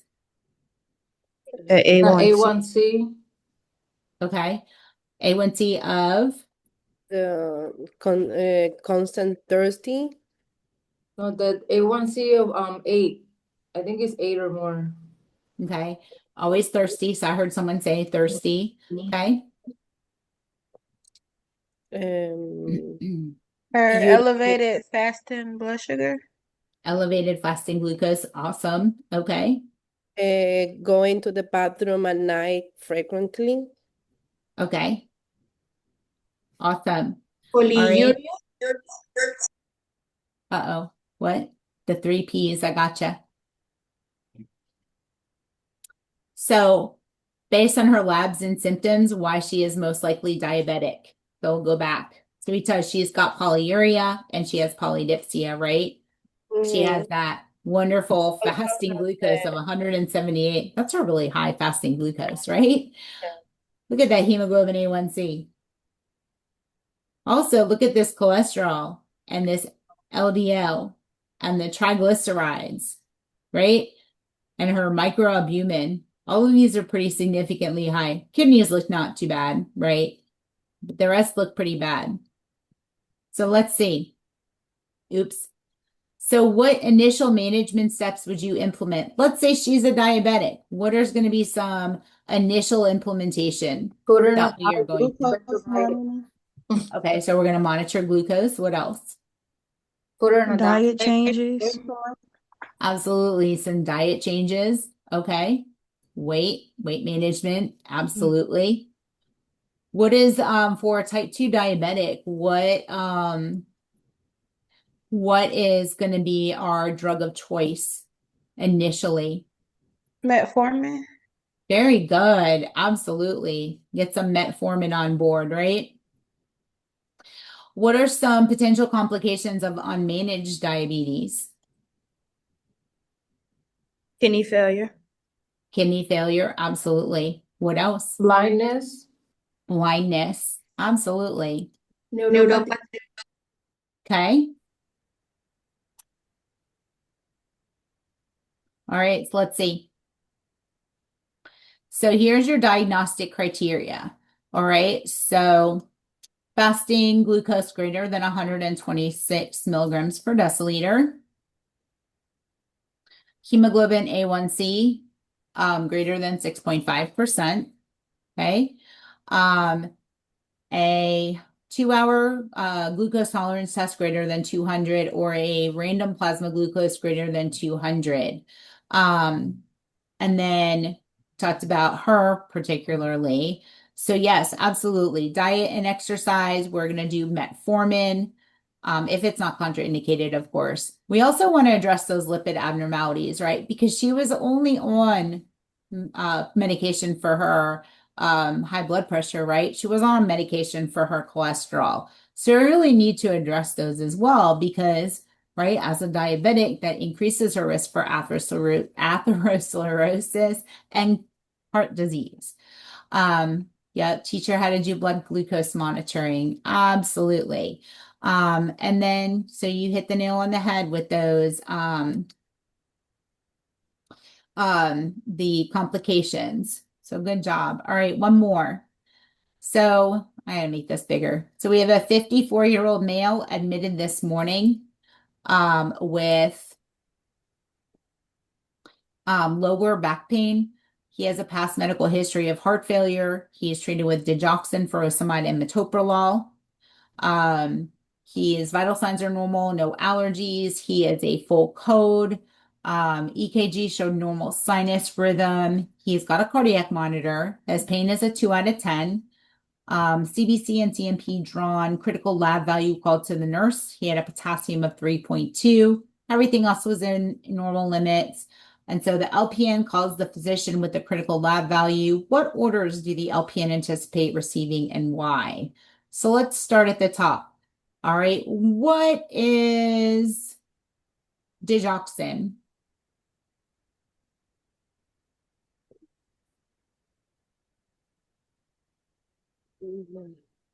It's It's a medication to help.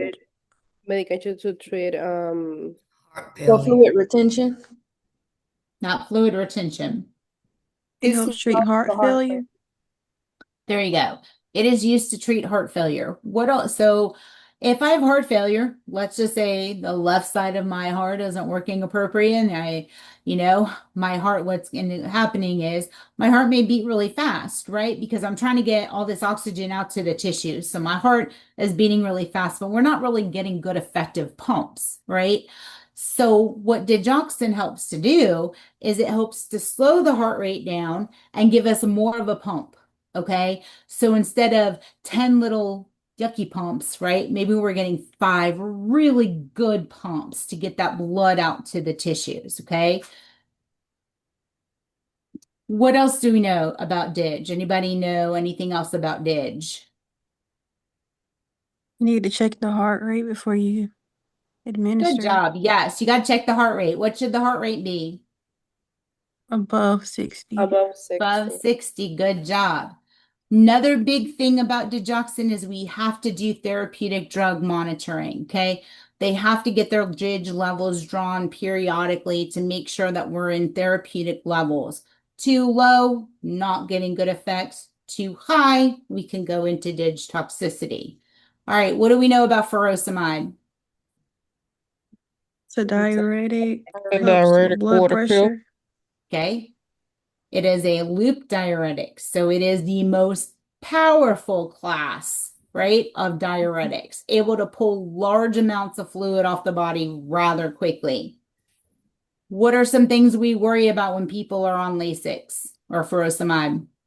And Liver disease. low Low potassium. potassium.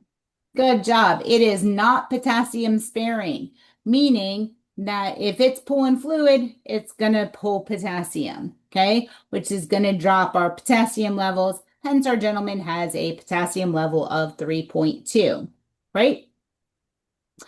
So now, furosemide's a great drug. Not going to lie about that. But here's the danger, okay? Both of those drugs are used for patients with heart failure, digoxin and furosemide. Big danger though, okay? Because furosemide is a loop diuretic and it is not potassium sparing, and we're losing potassium. You could call That it digoxin increases, toxicity. very good. It increases the risk for digoxin toxicity. Hypokalemia or low potassium increases the risk for digoxin toxicity. Okay, so we can use those drugs together. We just have to be really careful. Okay, so with that being said, what orders do you think we're going to get for this client? The labs for checking the Digoxin level. potassium. Okay, what else? The digoxin level. The potassium level? Huh. Good job. Who's the digoxin level? Good job. Right. Where do you have the potassium? Right? We have the 3.2 potassium. So we already know that potassium is low, right? Mm. So what else could we do? So yes, we're going to definitely get a dig level. What else can we do for this person? Mm. How are you going to get this potassium up? Yeah. What can we do? Potassium supplements. Potassium supplements. Okay. I'm going to flip the screen. So what else can we do? All right. So we can actually use, I mean, we're going to do the potassium supplement, right? That will get the potassium up. We can also stop the furosemide and maybe put him on a potassium sparing diuretic like spironolactone. Okay. But do Do ev- do do we need the order for doing that, right? right. That's why it says, what orders do we anticipate Okay. receiving? Yep. Yep. So yeah, so we can do get rid of that Lasix. Okay, put them on the potassium sparing diuretic. Then we lessen the risk, right, of those potassium issues. And then looking for also signs and symptoms of that DIG toxicity. What are some symptoms of DIG toxicity? Mm, Vomiting? Told you I'm a farm nerd. I love this stuff. um, Is it vomiting? Okay, they can always have vomiting. Yep, absolutely. and low heart rate. So Okay, so is the is to Fusion? stop the pump. Yeah. If we Fatigue? got toxicity, we will have low Kidney Diarrhea? dysfunction? it depends. So nausea and vomiting definitely will usually occur really quickly. Um, Fatigue, weakness, okay. They may have some confusion, especially like some altered mental status. Bradycardia, whoever said it, bradycardia is very common. They can also develop arrhythmia, dysrhythmias. So we have to monitor for them for that as well. But one thing too is blurred vision, blurred or yellow vision. So everything will look yellow. And so they also may see like around lights and stuff, they may see some halos. So those are some things that, we would, teach oh, our patient yellow about. yellow. You guys are awesome. Good job. I told you I'm a farm nerd. I'm sorry. Like I just love farm.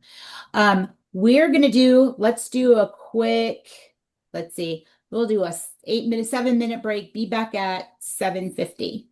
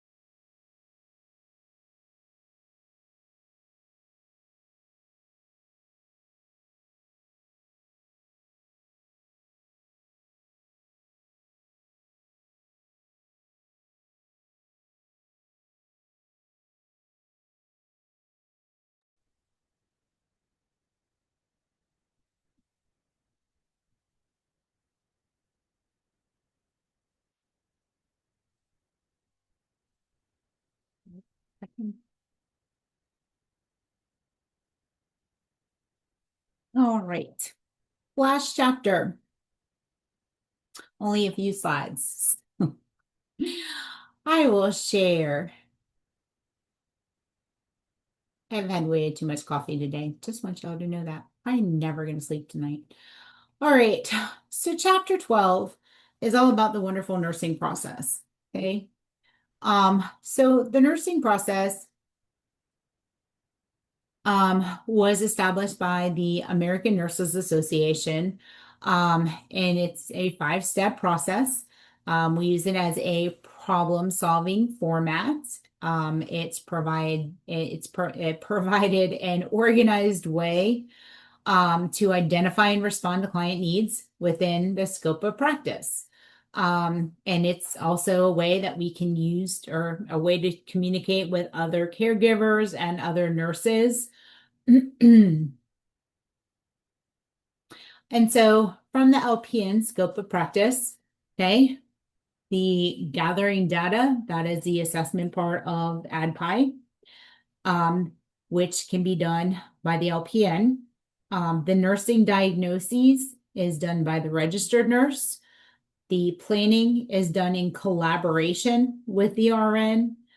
LPNs can perform interventions independently. And then evaluation. So we're going to provide information back to the RN. Did they meet their goals? Did they not meet their goals? So what this means, we're going to break it down even more. The difference between the LPN and the RN roles in the nursing process. The RN can perform all functions of the nursing process independently. So assessment, diagnose, plan, implement, and evaluate. Okay, the RN can perform all 5 aspects of the nursing process. The LPN acts independent in data collection and implementation. Okay, only 2 parts of the nursing process. Okay, with planning and evaluation, the LPN is dependent. They work in collaboration with the RN in the planning and the evaluation.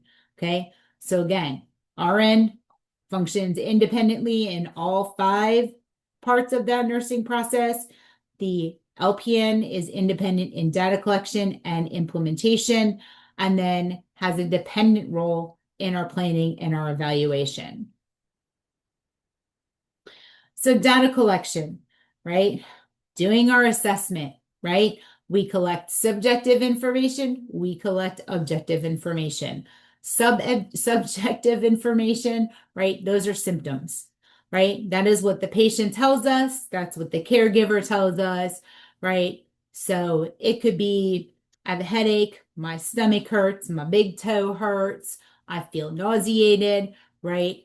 We can't quantify that subjective information, right? Can't, you feel nauseated. Okay, there's no way, right, for me to quantify that. Objective information, those are signs. Those are things that we can see, we can feel, we can smell, we can hear, right? So what is objective information? Vital signs, height and weight. And it also could be lab tests, x-ray results, CT scans, right? It's anything that we can quantify, okay? We always want to compare with the medical records, especially if it doesn't match. So verifying information is super important, okay? We never assume, we always validate. And so we can ask additional questions. We can look in their chart. If the patient can't answer the questions, we can ask their family members permission. Okay, but we always want to compare if it doesn't match. Okay, so we're going to compare, document, all that information, right? Compare that data we collected. And always communicate the information to the appropriate team members, whether it's your instructor, whether it's an RN, another member of the healthcare team. Always want to make sure that we communicate that information and document appropriately. Documentation, right? If it wasn't documented, It was not done. Okay. Always want to make sure. What are the barriers to data collection? Time. Okay.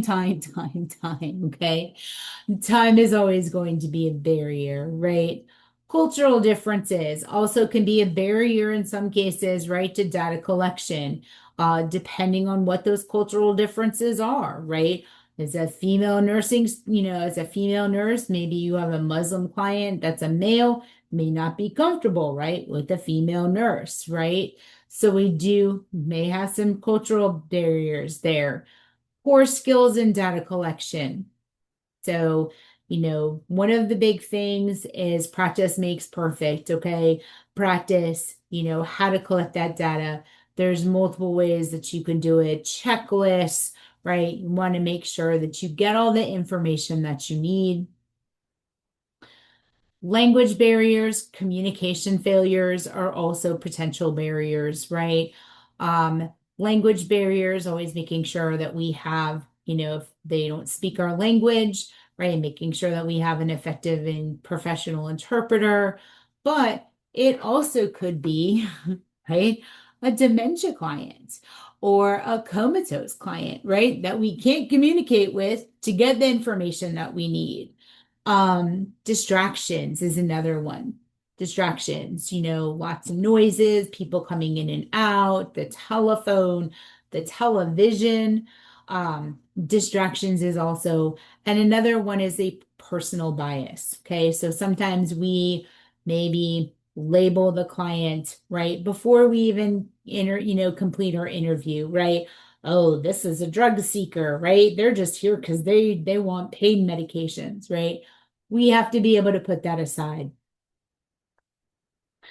Again, only the RN can develop the nursing diagnoses, the goals, the interventions, and the plan of care. Okay, LPNs can collect the data, they can perform the interventions. Always going to collaborate with the RN. During the planning phase of the nursing process, right? This is where we set our goals, all right? And goals need to be realistic, measurable, and time referenced, okay? So realistic meaning they're attainable based on the client's condition, okay? So if I have a patient who just had a knee replacement, I'm not going to say that they're going to run a marathon 3 days post-op, right? It has to be attainable, realistically attainable. Measurable, how tells you how you know that that outcome has been reached, okay? So let's say we have a post-op knee patient, all right? Somebody just had a knee replacement, and let's write a goal. So let's say patient will ambulate 25 feet by post-op day 3. Okay. It's realistic, it's measurable, and it's time referenced, right? So the realistic is they should be able to walk 25 feet. Measurable is the 25 feet, right? And then the time reference by post-op day 3. Okay. So again, realistic, measurable, and time reference. This way, if by post-op day 3, they're only walking maybe 15 feet, right? Then we haven't met their goal, but we can tell that they haven't met that goal because we had that written in their goal. So here's an example of a nursing diagnosis. So nursing diagnosis, altered nutrition, eating less than body needs or eating less than body requirements. So what's the nursing problem? Okay, so did our assessment or gathered our data, and he's only eating 5% of each meal. Okay, he has a loss of appetite and he's weak. So what would be a good outcome? So client will eat 1,500 calories of ground foods and drink 2,000 mLs of liquids during each 24-hour period by day 10. Okay. So some of the interventions, we can do 6 small meals throughout the day. We can sit them up for meals because we know we eat better when we're sitting up, not laying in bed. Encourage self-feeding and assist if needed. Okay. they start to get too weak while they're feeding, but they're still hungry, right? We can assist them. We also are going to offer them 240 mLs of fluids, at times during the day, 6, 9, 11, 1, 3, 5, 7, and 9. We want to vary the choices with things that the patient will drink or that they like, right? So he likes Jello, or they like Jello, ice cream, 7-Up, chocolate milk, and pineapple juice, and drinks herbal teas with meals. Okay, so what are we going to offer him? We're going to offer Jello, ice cream, 7-Up, chocolate milk, pineapple juice, herbal teas. I don't know who can drink pineapple juice like that, but okay. Every once in a while, but not all the time. All right. So, okay. So data collection list. So we put these implementations into effect, and now we have to see how we're doing. Okay. So we are going to check their intake. How much are they drinking? Of all the times that we're offering those fluids, how much of those fluids are they actually drinking? And then how much are they actually eating with each meal? Okay. So our outcome was, right, that they're going to eat 1,500 calories of chopped foods and drink 2,000 mLs of liquids each 24-hour period. All right. So our evaluation by day 10, they were eating the 1,500 calories of food, which is great, but they're only drinking 1,600 mLs of the liquids during that 24-hour period. So they met the goal for the food intake, but we have not met the goal for the fluid intake. So we have to go back and reevaluate, right? What can we do different to help him increase his, or help them increase their fluid intake? So your nursing diagnosis is your NANDA eyes. So NANDA is the North American Nursing Diagnosis Association, and I stands for International, but it is a systemized taxonomy to identify or to determine any client outcomes. Okay, we don't just make up nursing diagnoses, right? If we have an idea for a nursing diagnosis, we're going to look in NANDA and see if there is a nursing diagnosis for that. And there's a ton of nursing diagnoses for just about everything.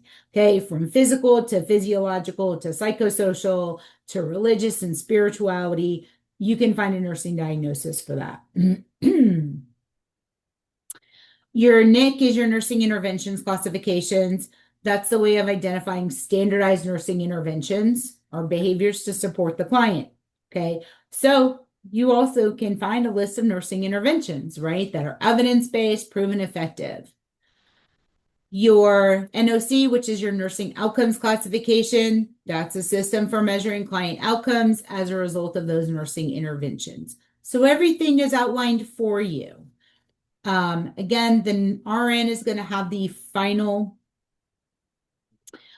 decision on nursing diagnosis, the choice of the nursing interventions, as well as those desired outcomes. So this is the last little slide. So care planning, all right? So care plans, some people love care plans, some people don't like care plans. Really kind of just depends. But care plans vary, okay? We have standardized care plans. So if, I don't know how many of you have ever looked in or worked with an electronic medical record, but EMRs can be very effective. So like some of the EMRs that I've worked with, when you're putting your data collection information in, so you're putting your assessment information in, you're putting their medical diagnoses in, some of the electronic medical records will automatically populate a standardized care plan based off of the information that you've put in there. Okay, so those are just, the best options. An individualized care plan, that's what we need, right? That is tailored to meet the specific needs and goals of that individual client. Okay, so you have, all these, nursing diagnoses, all these interventions that are going to populate based off of the patient's medical diagnosis and that assessment data. Our job is to go in there and individualize it to our clients, okay? Because a standardized care plan isn't going to be effective for everybody. For example, if I have a patient that is walking and talking and able to ambulate, and I don't know why maybe it's a psych patient, okay, but they're able to take care of themselves, right?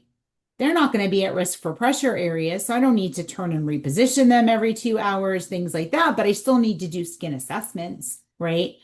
So not everything is going to be specific to your client. So standardized is just, again, it's just a list that's going to be populated based off of the information you input. And then we individualize that care plan that is specific to our client. So again, if we use a standardized care plan, the interventions that don't apply to the client, we are going to cross those off and throw them away. We are going to make sure that our interventions apply to our specific clients. We also have multidisciplinary care plans.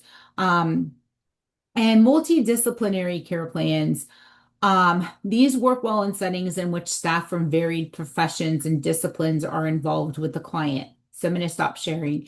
So if you're working in long-term care, I'll just use long-term care as an example, okay? If I have a skilled patient that comes in, all right, I may have speech therapy, occupational therapy, physical therapy, all involved in that client's care. I also have social work. I have activities. I have, what's that other one? Dietary, okay? Trying to think, I feel like I'm missing somebody. Nursing, okay? Duh. So everybody is involved in this client's patient or this client's plan of care. So every one of those disciplines is going to have part of this care plan, okay?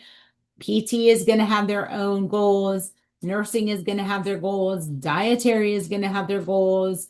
Care, what do you call them? The social worker, dietary activities. Everybody is going to be working with this client and they're going to have their own goals. And then we will always come back and evaluate to see if that client has met that goal. And if they have not met that goal, then we reevaluate, right? And see how we can adjust those goals for our client. And yes, in activities, it is part of long-term care. And so when we have clients, especially in, if they've had, something significant happen, right? We don't want them to become socially isolated, right? So a goal would be to participate in activities throughout the week, right? So that they don't socially isolate, so that they have that interaction with other people. So everyone kind of plays a huge part in our care planning. So just again, as a recap, okay? So RN, right? They can perform all functions of the nursing process independently. The LPN is independent in data collection and implementation, and they will collaborate with the RN in the planning and the evaluation phase, right? Making, understanding the difference between the subjective and the objective information. Okay. So subjective, again, those are symptoms, things that they're telling us that they are experiencing. Nausea, headaches, stomach aches, or, I hear voices, right? Those are all subjective findings. Objective things that we can quantify. We can see, we can feel, we can touch, we can hear. I always say taste. People always look at me crazy, like, why is she saying taste? Have you ever smelt something so bad that you can taste it? Has anybody ever smelled something so bad they can taste it? That's why I do that.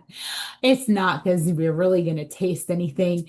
But I throw all the senses out there because there are some smells out there that just sometimes you can just taste it.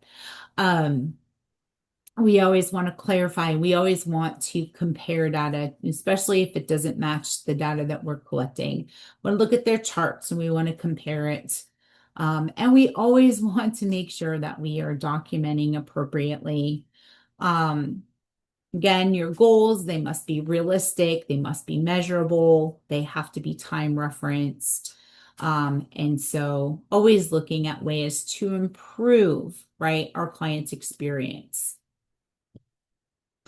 All right. So we covered a lot of information today between orientation and chapters 4 and chapter 5 and chapter 12. You will have access to all of the PowerPoints as well as the recording from today's lecture. It'll all be posted in your announcements. Sometimes I'm going to tell you it takes me a few minutes, well, a little while, for my Zoom to process the recording. I will post it in YouTube and then post the link to the recording so you will have it this evening. But with that being said, does anybody have any questions for me? No questions for me? I know it's a lot of information. Trying to make it as fun as exciting and keep you guys as engaged as possible with my inflictions of my voice and my excitement. All right. Well, if you guys don't have any questions, I hope you guys have an awesome week, and I will see you guys next Wednesday. Thank you. Have a good night. You're welcome. Bye-bye. Good night. Good night.